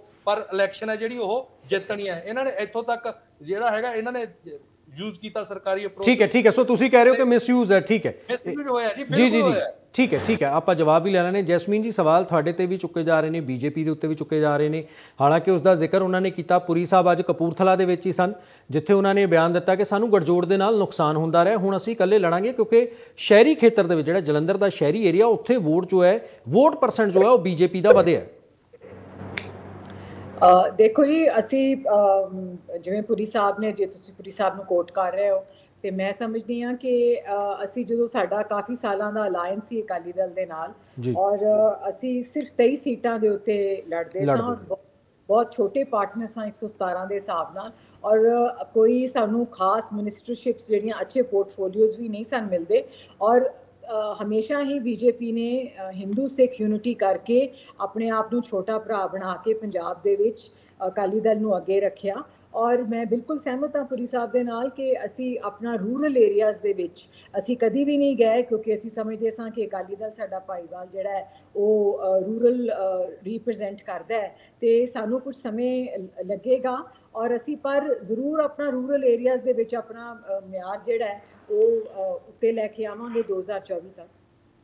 ਠੀਕ ਹੈ ਪਾਸੀ ਸਾਹਿਬ ਸਵਾਲ ਤੁਹਾਡੇ ਤੇ ਵੀ ਚੁੱਕੇ ਜਾ ਰਹੇ ਨੇ, ਤੁਸੀਂ ਵੋਟ ਪਰਸੈਂਟ ਦੀ ਗੱਲ ਕਰਦੇ ਹੋ, ਨਾਲ ਹੀ ਕਾਂਗਰਸ ਵਾਲੇ ਹਾਲਾਂਕਿ ਉਹ ਨਹੀਂ ਆਏ, ਉਹ ਕਿਤੇ ਨਾ ਕਿਤੇ ਇਹ ਵੀ ਸਵਾਲ ਚੁੱਕ ਰਹੇ ਨੇ, ਉੱਥੇ ਕਰਨਾਟਕ ਦੇ ਵਿੱਚ ਜਿੱਤੇ ਨੇ, ਕਰਨਾਟਕ ਦੇ ਵਿੱਚ 208 ਸੀਟਾਂ ਤੇ ਤੁਹਾਡੇ ਉਮੀਦਵਾਰ ਸੀਗੇ 224 ਦੇ ਵਿੱਚੋਂ, ਉਹਨਾਂ ਦੇ ਵਿੱਚ 2,25,000 ਵੋਟ ਪਈ ਹੈ ਸਿਰਫ ਆਮ ਆਦਮੀ ਪਾਰਟੀ ਨੂੰ, 0.54%, 1% ਵੀ ਜਿਹੜਾ ਉੱਥੇ ਨਹੀਂ ਪਹੁੰਚ ਸਕੇ। ਕਿ ਉੱਥੇ ਦੇ ਲੋਕਾਂ ਨੇ ਇਹਨਾਂ ਮੁੱਦਿਆਂ ਨੂੰ ਤਵੱਜੋ ਨਹੀਂ ਦਿੱਤੀ ਜਿਹੜੀ ਪੰਜਾਬ ਦੇ ਵਿੱਚ ਦਿੱਤੀ ਜਾ ਰਹੀ ਹੈ? ਦੇਖੋ ਮੈਂ ਹੁਣ ਥੋੜਾ ਟਾਈਮ ਚਾਹੂੰਗਾ, ਮੈਂ ਜੀ ਬਿਲਕੁਲ ਕਰਨਾਟਕਾ ਤੇ ਬਿਲਕੁਲ ਦੇਖੋ ਕਾਂਗਰਸ ਨੇ ਲੈਂਡਸਲਾਈਡ ਵਿਕਟਰੀ ਲਈ ਆ, ਉੱਥੇ ਬੀਜੇਪੀ ਦੇ ਖਿਲਾਫ ਮਾਹੌਲ ਸੀਗਾ ਹਾਂਜੀ, ਔਰ ਕਾਂਗਰਸ ਇਸ ਚੀਜ਼ ਦੀ ਵਧਾਈ ਦੀ ਹੱਕਦਾਰ ਸੀ। ਦੂਸਰੀ ਚੀਜ਼ ਮੈਂ ਦੱਸਦਾ ਕਿ ਅਸੀਂ ਕਰਨਾਟਕਾ 'ਚ ਪਹਿਲੀ ਵਾਰ ਇਲੈਕਸ਼ਨ ਲੜ ਰਹੇ ਸੀ ਇਸ ਲੈਵਲ ਦੇ ਉੱਤੇ, ਔਰ ਅਸੀਂ ਲੋਕਾਂ ਨੂੰ ਜਾਗਰੂਕ ਕੀਤਾ। ਅਗਰ ਕਾਂਗਰਸ ਨੂੰ ਇਹ ਲੈਂਡਸਲਾਈਡ ਵਿਕਟਰੀ ਮਿਲੀ ਹੈ ਤਾਂ ਇਹਦੇ ਵਿੱਚ ਜਿਹੜਾ ਸਾਡੇ ਵਰਕਰਸ ਨੇ ਜਾ ਕੇ ਉੱਥੇ ਜਾਂ ਉੱਥੋਂ ਦੇ ਵਰਕਰਸ ਨੇ ਜੋ ਲੋਕਾਂ ਨੂੰ ਦੱਸਿਆ ਕਿ ਤੁਹਾਡੇ ਅਸਲੀ ਮੁੱਦੇ ਇਹ ਹੈ, ਉਹਦਾ ਵੀ ਫਰਕ ਪਿਆ। ਔਰ ਤੀਸਰੀ ਚੀਜ਼ ਮੈਂ ਦੱਸਦਾ ਕਿ ਲੋਕਾਂ ਨੂੰ ਲੱਗਿਆ ਕਿ ਬੀਜੇਪੀ ਦੇ ਇਸ ਮਿਸਰੂਲ ਨੂੰ ਖਤਮ ਕਰਨਾ ਹੈ। ਸਾਡੇ ਕੋਲ ਉੱਥੇ ਦੇਖੋ ਐਡੀ ਵੱਡੀ ਐਸਟੈਬਲਿਸ਼ਡ ਪਾਰਟੀ ਸਾਡੀ ਨਹੀਂ ਸੀ, ਨਾ ਸਾਡੇ ਕੋਲ ਐਸਟੈਬਲਿਸ਼ਡ ਲੀਡਰਸ਼ਿਪ ਸੀ, ਤਾਂ ਲੋਕਾਂ ਨੂੰ ਲੱਗਿਆ ਸਾਡੀ ਇੱਕ ਮੁਸ਼ਤ ਵੋਟ ਜਿਹੜੀ ਹੈ ਇੱਕ ਪਾਸੇ ਜਾਣੀ ਚਾਹੀਦੀ ਹੈ। ਤਾਂ ਕਾਂਗਰਸ ਉੱਥੇ ਐਸਟੈਬਲਿਸ਼ਡ ਲੀਡਰਸ਼ਿਪ ਲੈ ਕੇ ਬੈਠੀ ਸੀ, ਟੀਮਸ ਲੈ ਕੇ ਬੈਠੀ ਸੀ, ਉਧਰ ਸ਼ਿਫਟ ਹੋਈ ਹੈ। ਔਰ ਚੌਥਾ ਉੱਥੇ ਇੱਕ ਹੋਰ ਜੋ ਸੁਣਨ ਚ ਆਇਆ ਕਿ ਇੱਕ ਭਾਈਚਾਰੇ ਦੀ ਵੋਟ ਇੱਕ ਮੁਸ਼ਤ ਇਕੱਠੀ ਹੋਈ ਹੈ ਇਸ ਵਾਰ ਬੀਜੇਪੀ ਦੇ ਖਿਲਾਫ। ਇਹ ਉੱਥੇ ਫੈਕਟਰਸ ਰਹੇ। ਜੀ ਜੀ ਠੀਕ। ਦੂਸਰੀ ਚੀਜ਼ ਹੁਣ ਮੈਂ ਗੱਲ ਕਰਦਾ, ਮਠਾੜੂ ਸਾਹਿਬ ਨੇ ਜਿਹੜੀ ਗੱਲ ਕਹੀ ਹੈ ਕਿ ਜੀ ਤੁਹਾਨੂੰ 2019 ਚ ਦਿੱਲੀ ਦੇ ਵਿੱਚ ਕਿੰਨੀ ਵੋਟ ਪਈ। ਇਹ ਇਲੈਕਸ਼ਨ ਕਿਆ ਤੁਸੀਂ ਸੈਂਟਰ ਦੇ ਮੁੱਦਿਆਂ ਤੇ ਲੜਿਆ ਸੀ ਵਿਰੋਧੀ ਧਿਰ ਨੇ, ਅਕਾਲੀ ਦਲ ਨੇ ਜਾਂ ਬੀਜੇਪੀ ਨੇ ਜਾਂ ਕਾਂਗਰਸ ਨੇ? ਤੁਸੀਂ ਹਰ ਟਾਈਮ ਆਮ ਆਦਮੀ ਪਾਰਟੀ ਭਗਵੰਤ ਮਾਨ ਜੀ ਦੇ ਖਿਲਾਫ ਪ੍ਰਚਾਰ ਕੀਤਾ ਸੀ। ਇਸ ਕਰਕੇ ਤੁਹਾਡੇ ਜਿਹੜਾ ਕੂੜ ਪ੍ਰਚਾਰ ਸੀ ਉਹ ਖਤਮ ਕੀਤਾ ਲੋਕਾਂ ਨੇ। ਇਹ ਕਹਿ ਰਹੇ ਆ ਜੀ ਕਿ ਸਾਨੂੰ 1,68,000 ਵੋਟ ਪਈ ਹੈ। ਇਲੈਕਸ਼ਨ ਤੋਂ ਪਹਿਲਾਂ ਹੀ ਅਕਾਲੀ ਦਲ ਦੇ ਹੀ ਬੁਲਾਰੇ ਨੇ ਕਿਹਾ ਸੀ ਕਿ ਜਲੰਧਰ ਦੇ ਵਿੱਚ ਬੀਐਸਪੀ ਦੀ 2 ਲੱਖ ਤੋਂ ਉੱਪਰ ਵੋਟ ਹੈ, ਜੋ ਉਸਨੂੰ ਪਿਛਲੇ ਵਾਰ ਮਿਲੀ ਵੀ ਸੀ। ਤਾਂ ਅਗਰ 1,68,000 ਅਕਾਲੀ ਦਲ ਬੀਐਸਪੀ ਨੂੰ ਇਕੱਠੇ ਮਿਲੀ ਹੈ ਤਾਂ ਇਹ ਤਾਂ ਵੋਟ ਫਿਰ ਬੀਐਸਪੀ ਦੀ ਹੋਈ। ਤੁਹਾਡੀ ਕਿੱਥੇ ਹੈ? ਤੁਹਾਡਾ ਕੀ ਹਾਲ ਕੀਤਾ ਲੋਕਾਂ ਨੇ? ਤੁਸੀਂ ਤਾਂ ਐਸਜੀਪੀਸੀ ਦੇ ਪ੍ਰਧਾਨ ਸਾਹਿਬ ਨੂੰ ਵੀ ਐਸਜੀਪੀਸੀ ਦੀ ਗੱਡੀਆਂ ਦੇ ਨਾਲ ਤੋਰਿਆ ਉੱਤੇ। ਤੁਸੀਂ ਦੱਸੋ, ਤੁਸੀਂ ਮੁੱਦੇ ਕਿੱਥੇ ਲਿਜਾਣ ਦੀ ਕੋਸ਼ਿਸ਼ ਕੀਤੀ? ਕਿਆ ਤੁਸੀਂ ਪਾਰਲੀਮੈਂਟ ਦੀ ਚੋਣ ਪੰਜਾਬ ਦੇ ਮੁੱਦਿਆਂ ਤੇ ਲੜੀ ਹੈ, ਸੈਂਟਰ ਦੇ ਮੁੱਦਿਆਂ ਤੇ ਲੜੀ ਹੈ, ਜਿਹੜਾ ਤੁਸੀਂ ਅੱਜ ਕਹਿ ਰਹੇ ਹੋ ਕਿ ਇਸ ਤਾਂ ਪੈ ਜਾਂਦੀਆਂ ਹੁੰਦੀਆਂ ਘੱਟ ਵੋਟਾਂ? ਚੌਥੀ ਚੀਜ਼ ਮੈਂ ਤੁਹਾਨੂੰ ਇੱਕ ਚੀਜ਼ ਦੱਸਦਾ, ਅਕਾਲੀ ਦਲ ਬੀਜੇਪੀ ਅੱਜ ਇੱਕ ਦੂਜੇ ਦੇ ਰਾਜ ਖੋਲ ਰਹੇ। ਮੈਨੂੰ ਇੱਕ ਸ਼ੇਰ ਯਾਦ ਆ ਗਿਆ, कभी जो साथ मिलकर बागवां बर्बाद करते थे वही अब एक दूसरे के राज खुले हैं। ਅੱਜ ਖੁਦ ਪੁਰੀ ਸਾਹਿਬ ਨੇ ਕਿਹਾ ਕਿ ਇਹਨਾਂ ਦੀਆਂ ਨੀਤੀਆਂ ਠੀਕ ਨਹੀਂ ਸੀ। ਪੁਰੀ ਸਾਹਿਬ ਨੇ ਇਹ ਵੀ ਕਿਹਾ ਆਪਣੀ ਸਟੇਟਮੈਂਟ ਦੇ ਵਿੱਚ ਕਿ ਜਦੋਂ ਕਿਸਾਨ ਬਿੱਲਾਂ ਦੇ ਉੱਤੇ ਮੈਂ ਪਾਰਲੀਮੈਂਟ ਦੇ ਵਿੱਚ ਸੀ, ਜਦੋਂ ਬੀਬਾ ਬਾਦਲ ਨੇ ਉਸ ਸਮਰਥਨ ਕੀਤਾ ਸੀ 3 ਬਿੱਲਾਂ ਦਾ। ਇਹ ਚੀਜ਼ਾਂ ਨਹੀਂ ਇਹ ਦੇਖਣਗੇ। ਇਹਨਾਂ ਨੇ ਕਿਹਾ ਕੀਤਾ, ਉਹਨੇ ਛੋਟੀ ਜਿਹੀ ਗੱਲ ਦੱਸਦਾ, ਇਹ ਸਿਰਫ ਕੂੜ ਪ੍ਰਚਾਰ ਤੇ ਲੱਗੇ ਰਹੇ ਆਮ ਆਦਮੀ ਪਾਰਟੀ ਦੇ ਖਿਲਾਫ, ਭਗਵੰਤ ਮਾਨ ਜੀ ਦੇ ਖਿਲਾਫ। ਇਹ ਐਕਚੁਅਲ ਮੁੱਦੇ ਤਾਂ ਭੁੱਲ ਹੀ ਗਏ। ਲੋਕ ਚਾਹੁੰਦੇ ਆ ਵਿਕਾਸ, ਰੁਜ਼ਗਾਰ, ਸਿਹਤ ਸਹੂਲਤਾਂ, ਐਜੂਕੇਸ਼ਨ। ਜਲੰਧਰ ਜ਼ਿਲ੍ਹੇ ਦਾ ਮੈਂ ਤੁਹਾਡੇ ਚੈਨਲ ਰਾਹੀਂ ਦੱਸਣਾ ਚਾਹਨਾ ਕਿ ਪਿਛਲੇ ਮਹੀਨਿਆਂ ਤੋਂ ਤਕਰੀਬਨ 3,55,000 ਦੇ ਕਰੀਬ ਇਲੈਕਟ੍ਰਿਸਿਟੀ ਬਿੱਲ ਜਨਰੇਟ ਹੁੰਦੇ ਆ, ਜਿਨ੍ਹਾਂ ਦੇ ਵਿੱਚੋਂ 3,13,000 ਤੋਂ 3,14,000 ਦੇ ਕਰੀਬ 14,000 ਦੇ ਕਰੀਬ ਜ਼ੀਰੋ ਬਿੱਲ ਆਉਂਦੇ ਆ। ਇਹ ਜਦੋਂ ਕੂੜ ਪ੍ਰਚਾਰ ਕਰਦੇ ਸੀ ਤਾਂ ਲੋਕ ਦੇਖਦੇ ਸੀ ਕਿ ਯਾਰ ਇਹ ਕਹਿ ਕੁਛ ਰਹੇ ਆ, ਪ੍ਰੈਕਟੀਕਲੀ ਤਾਂ ਕੁਛ ਹੋਰ ਹੈ। ਲੋਕ ਮੁਹੱਲਾ ਕਲੀਨਿਕਾਂ ਜਾ ਕੇ ਇਲਾਜ ਕਰਾ ਰਹੇ ਸੀ, ਇਹ ਕੂੜ ਪ੍ਰਚਾਰ ਤੇ ਲੱਗੇ ਹੋਏ ਸੀ। ਇਹਨਾਂ ਨੇ ਸਿਰਫ ਔਰ ਸਿਰਫ ਨੈਗੇਟਿਵ ਪੋਲਿਟਿਕਸ ਕੀਤੀ, ਜਿਹਦਾ ਜਵਾਬ ਜਲੰਧਰ ਦੇ ਲੋਕਾਂ ਨੇ। ਇੱਕ ਮੇਰਾ ਕੁਐਸਚਨ ਮੈਂ ਹਰ ਚੈਨਲ 'ਚ ਪੁੱਛਿਆ, ਇਲੈਕਸ਼ਨ ਦੇ ਦੌਰਾਨ ਵੀ ਪੁੱਛਿਆ, ਜਿਸ ਦਿਨ ਪੋਲਿੰਗ ਹੋ ਰਹੀ ਸੀ ਉਸ ਦਿਨ ਵੀ ਪੁੱਛਿਆ, ਇੱਕ ਵੀ ਬੂਥ, ਇੱਕ ਵੀ ਵੋਟਰ ਦਾ ਨਾਮ, ਇੱਕ ਵੀ ਵੋਟ ਨੰਬਰ ਦੱਸੇ ਕੋਈ ਵੀ ਵਿਰੋਧੀ ਧਿਰ ਕੇ ਵੋਟ ਗਲਤ ਪਈ ਹੈ? ਠੀਕ ਹੈ, ਅੱਜ ਤੱਕ ਨਹੀਂ ਦੱਸ ਸਕੇ। ਠੀਕ ਹੈ, ਠੀਕ ਹੈ। ਇਹ ਦੱਸ ਸਕਿਆ ਕਿਸੇ ਵੀ? ਜੀ ਇਹ ਤੁਸੀਂ ਉਸ ਦਿਨ ਹੈਗੇ ਸੀਗੇ, ਮੈਂ ਹੀ ਸੀਗਾ ਤੁਹਾਡੇ ਨਾਲ ਜਦੋਂ ਤੁਸੀਂ ਇਹ ਸਵਾਲ ਪੁੱਛਿਆ ਸੀਗਾ। ਮੈਂ ਉਸ ਦਿਨ ਵੀ ਪੁੱਛਿਆ। ਹਾਂਜੀ ਹਾਂਜੀ ਬਿਲਕੁਲ ਮੈਨੂੰ ਪਾਸੀ ਸਾਹਿਬ ਯਾਦ ਹੈ। ਮਠਾਰੂ ਸਾਹਿਬ ਠੀਕ ਹੈ, ਮਜੀਠੀਆ ਜੀ ਅਗਲੇ ਦਿਨ ਆਏ ਜਦੋਂ ਇਲੈਕਸ਼ਨ ਖਤਮ ਹੋ ਗਈ, ਉਸ ਤੋਂ ਬਾਅਦ ਆਏ, ਉਹਨਾਂ ਨੇ ਕਾਫੀ ਸਾਰੀਆਂ ਵੀਡੀਓਜ਼ ਜੋ ਨੇ ਰਿਲੀਜ਼ ਕੀਤੀਆਂ। ਕਾਫੀ ਸਾਰੇ ਆਮ ਆਦਮੀ ਪਾਰਟੀ ਦੇ ਵਰਕਰ ਵੀ ਉਹਦੇ ਵਿੱਚ ਨਜ਼ਰ ਆਏ ਕਿ ਉਹ ਵੱਖ-ਵੱਖ ਥਾਵਾਂ ਤੋਂ ਆਏ। ਤਾਂ ਸਵਾਲ ਇਹੀ ਹੈ ਜੋ ਪਾਸੀ ਸਾਹਿਬ ਕਹਿ ਰਹੇ ਨੇ, ਇਹਨਾਂ ਨੇ ਉਸ ਦਿਨ ਵੀ ਇਹ ਮੁੱਦਾ ਚੁੱਕਿਆ ਸੀਗਾ। ਇਹਨਾਂ ਨੇ ਕਿਹਾ ਕਿ ਜੇ ਤੁਸੀਂ ਇੱਕ ਵੀ ਵੋਟ ਜਾਂ ਕੋਈ ਅਜਿਹੀ ਮੈਨੂੰ ਦਿਖਾ ਦਿਓ ਕਿ ਗਲਤ ਭੁਗਤੀ ਹੈ ਤਾਂ ਫਿਰ ਉਹ ਜੋ ਵੀ ਅੱਗੇ ਚੈਲੰਜ ਹੋਏਗਾ ਉਹ ਤੁਹਾਡਾ ਅਸੈਪਟ ਕਰ ਲੈਣਗੇ। ਨਹੀਂ, ਇਹ ਕੁਐਸਚਨ ਕੁਦਰਤੀ ਗੱਲ ਹੋਊਗੀ। ਮੈਂ ਕਦੇ ਇਹਨਾਂ ਨਾਲ ਮੇਰਾ ਵਾਸਤਾ ਪਿਆ ਨਹੀਂ। ਚਲੋ ਅੱਜ ਦੀ ਗੱਲ ਕਰ ਲੈਂਦੇ ਆਪਾਂ। ਅੱਜ ਪਿਆ ਤੇ ਅੱਜ ਮੈਂ ਇਹਨਾਂ ਨੂੰ ਜਵਾਬ ਦੇ ਦਿੰਦਾ। ਹਾਂਜੀ ਬਿਲਕੁਲ। ਗਲਤ ਵੋਟ ਇਹ ਨਹੀਂ ਹੈ ਕਿਸੇ ਨੇ, ਇਹ ਕਿਹੜਾ ਕੋਈ ਬੈਲਟ ਨੰਬਰ ਵੋਟ ਨੰਬਰ, ਮੈਂ ਉਹੀ ਗੱਲ ਕਰਦਾ। ਗਲਤ ਵੋਟ ਜਾਂ ਬੂਥ ਵੋਟ ਉਹ ਇਹ ਨਹੀਂ ਹੈ ਕਿ ਕਿਸੇ ਦੀ ਵੋਟ ਜਿਹੜੀ ਹੈਗੀ ਆ ਕਿਸੇ ਬੰਦੇ ਨੇ ਪਾ ਦੇਣੀ ਹੈ। ਇਹ ਗੱਲ ਕਰਕੇ ਨਹੀਂ ਅਸੀਂ ਗੱਲ ਕਹੀ। ਮੈਂ ਇਹ ਗੱਲ ਕਰੀ, ਗੁਰਪ੍ਰੀਤ ਜੀ ਹੁਣ ਮੇਰੀ ਇੱਕ ਗੱਲ ਨੋਟ ਕਰ ਲਓ। ਮੰਨ ਲਓ ਤੁਹਾਡਾ ਚੈਨਲ ਚੱਲਦਾ, ਸਰਕਾਰ ਵਾਲੇ 4 ਸਾਲ ਆਮ ਆਦਮੀ ਦੀ ਪਾਰਟੀ ਦੀ ਪਈ ਹੈ ਤੇ ਤੁਹਾਨੂੰ ਇਹਨਾਂ ਨੇ ਇਹ ਕਹਿਤਾ ਵੀ ਤੁਸੀਂ ਜੇ ਆਹ ਖਬਰ ਚਲਾਈ ਤਾਂ ਅਸੀਂ ਤੁਹਾਡਾ ਚੈਨਲ ਬੰਦ ਕਰ ਦਿਆਂਗੇ। ਕਿ ਵੋਟ ਪਾਉਣ ਤੋਂ ਬਾਅਦ ਤੁਸੀਂ ਦੱਸੋਗੇ ਵੀ ਭਾਈ ਮੇਰੇ ਚੈਨਲ ਬੰਦ ਕਰਨ ਦੀ ਧਮਕੀ ਦਿੱਤੀ ਸੀ, ਇਸ ਕਰਕੇ ਜਿਹੜੀ ਵੋਟ ਮੈਂ ਆਮ ਆਦਮੀ ਪਾਰਟੀ ਨੂੰ ਪਾਈ ਹੈ, ਕਿ ਉਹ ਹਲਵਾਈ ਹੈ ਜਿਹੜਾ ਉਹ ਇਹ ਦੱਸੇਗਾ ਕਿ ਇਹਨਾਂ ਨੇ ਭਾਈ ਮੈਨੂੰ ਇਹ ਕਿਹਾ ਸੀ 4 ਸਾਲ ਸਾਡੀ ਸਰਕਾਰ ਪਈ ਆ, ਜੇ ਤੁਸੀਂ ਵੋਟ ਹੋਰ ਪਾਸੇ ਪਾਈ ਤੇ ਜੇ ਹੁਣ ਉਹ ਦੱਸੇਗਾ ਕਿ ਫਿਰ ਉਹਨੂੰ ਛੱਡ ਦੇਣਗੇ? ਜਿਹੜੀ ਗੱਲ ਨਹੀਂ ਮਠਾਰੂ ਜੀ, ਉਹ ਕਿਹੜਾ ਹਲਵਾਈ ਹੈ? ਉਹ ਕਿਹੜਾ ਹਲਵਾਈ ਜਿਹੜਾ ਮਠਾਈਆਂ ਪਹਿਲਾਂ ਹੀ ਤਿਆਰ ਕਰਕੇ ਬਹਿ ਗਿਆ ਸੀ ਤੁਹਾਡੇ ਲਈ, ਕਾਂਗਰਸ ਲਈ, ਕਿਹਦੇ ਲਈ, ਜਿਹਨੂੰ ਬਾਅਦ ਦੇ ਵਿੱਚ ਧਮਕਾਉਂਦੇ ਨੇ? ਉਹਨੇ ਵਿਚਾਰੇ ਨੇ ਆਪਣੀ ਦੁਕਾਨ ਬੰਦ ਕਰਵਾਉਣੀ ਆ। ਤੇ ਜਿਹੜੀ ਅਰਵਿੰਦ ਕੇਜਰੀਵਾਲ, ਲਾ ਲਓ ਜੀ ਮੇਰੀ ਗੱਲ ਸੁਣੋ, ਲਵਾਂਗੇ ਕੁਐਸਚਨ, ਤੁਹਾਡੇ ਸਾਰੇ ਕੁਐਸਚਨ ਦਾ ਜਵਾਬ ਦੇ ਕੇ ਜਾਵਾਂਗੇ। ਸਾਡਾ ਜਵਾਬ ਵੀ ਤਾਂ ਸੁਣਨਾ, ਟਾਈਮ ਲੈ ਲਓ, ਸਾਨੂੰ ਟਾਈਮ ਵੀ ਦਿਓ ਨਾ ਤੁਸੀਂ ਕੁਐਸਚਨ। ਨਹੀਂ ਬਿਲਕੁਲ ਪ੍ਰੋਪਰ ਟਾਈਮ, ਸਾਰਿਆਂ ਦਾ ਪ੍ਰੋਪਰ ਟਾਈਮ ਹੈ। ਇਹਨਾਂ ਨੇ ਦਾਵਾ ਕੀਤਾ ਕਿ ਮੇਰੇ ਕਿਸੇ ਗੱਲ ਦਾ ਜਵਾਬ ਨਹੀਂ ਦਿੱਤਾ। ਕੁਦਰਤੀ ਨਹੀਂ ਆਇਆ ਹੋਊਗਾ ਮੈਂ, ਨਹੀਂ ਜਵਾਬ ਤੁਹਾਨੂੰ ਪਹਿਲਾਂ ਹੀ ਮਿਲ ਜਾਣਾ ਸੀ। ਜੀ ਜੀ। ਮੈਨੂੰ ਇੱਕ ਗੱਲ ਦੱਸੋ, ਜਿਹੜੀ ਅਰਵਿੰਦ ਕੇਜਰੀਵਾਲ ਸਾਹਿਬ ਨੇ ਧਮਕੀ ਦਿੱਤੀ ਸੀ, सरकार तो हमारी है, काम कराने तो हमारे पास ही आओगे ना, अगर दूसरे पार्टी को पाओगे तो झगड़ा ही होगा, झगड़ा ही होगा। वो की सी झगड़ा ही होगा, मतलब मुड़ के काम नहीं होना, ਤੁਹਾਡਾ ਪਰਚੇ ਹੋਣਗੇ, ਤੰਗ ਕਰਾਂਗੇ ਅਸੀਂ ਜਲੰਧਰ ਵਾਸੀਆਂ ਨੂੰ। ਉਹ ਲੋਕ ਜਿਹੜੇ ਵਪਾਰੀ ਲੋਕ ਹੈ ਗੁਰਪ੍ਰੀਤ ਜੀ, NRI ਲੋਕਾਂ ਦੀ ਤਾਦਾਦ ਜ਼ਿਆਦਾ, ਉੱਥੇ ਵਪਾਰੀ ਲੋਕਾਂ ਦੀ ਤਾਦਾਦ ਜ਼ਿਆਦਾ। ਜਿਹੜਾ ਵਪਾਰੀ ਵਰਗ ਹੁੰਦਾ ਉਹ ਇੱਕ ਜਗ੍ਹਾ ਤੇ ਸੋਚ ਲੈਂਦਾ ਬਈ ਯਾਰ ਆਪਣੀ ਦੁਕਾਨਦਾਰ ਲੋਕ ਆ, ਵਪਾਰੀ ਲੋਕ ਆ, ਠੰਡੇ ਮਤੇ ਦੇ ਲੋਕ ਆ ਦਬਾਬੇ ਦੇ, ਕਿ ਆਪਾਂ ਯਾਰ ਕਾਹਦੇ ਵਾਸਤੇ ਪੰਗਾ ਲੈਣਾ, ਇਹਨਾਂ ਨੂੰ ਵੋਟਾਂ ਪਾ ਦਿਓ, ਜੱਬ ਨਵੇੜੋ, ਜੇ ਕਿਤੇ ਹਾਰ ਹੂਰ ਗਏ ਤੇ ਆਪਾਂ ਨੂੰ ਇਹਨਾਂ ਨੇ ਤੰਗ ਕਰਨਾ। ਇਹ ਜਿਹੜਾ ਮਜ਼ਾ ਜਿਹੜਾ ਤੁਹਾਨੂੰ ਚਖਾਉਣਾ ਅਰਵਿੰਦ ਕੇਜਰੀਵਾਲ ਦੀ ਧਮਕੀ ਦਾ ਨਾ, ਇਹ ਲੋਕ 2024 ਦੀਆਂ ਇਲੈਕਸ਼ਨਾਂ 'ਚ ਤੁਹਾਨੂੰ ਦਿਖਾ ਦੇਣਗੇ।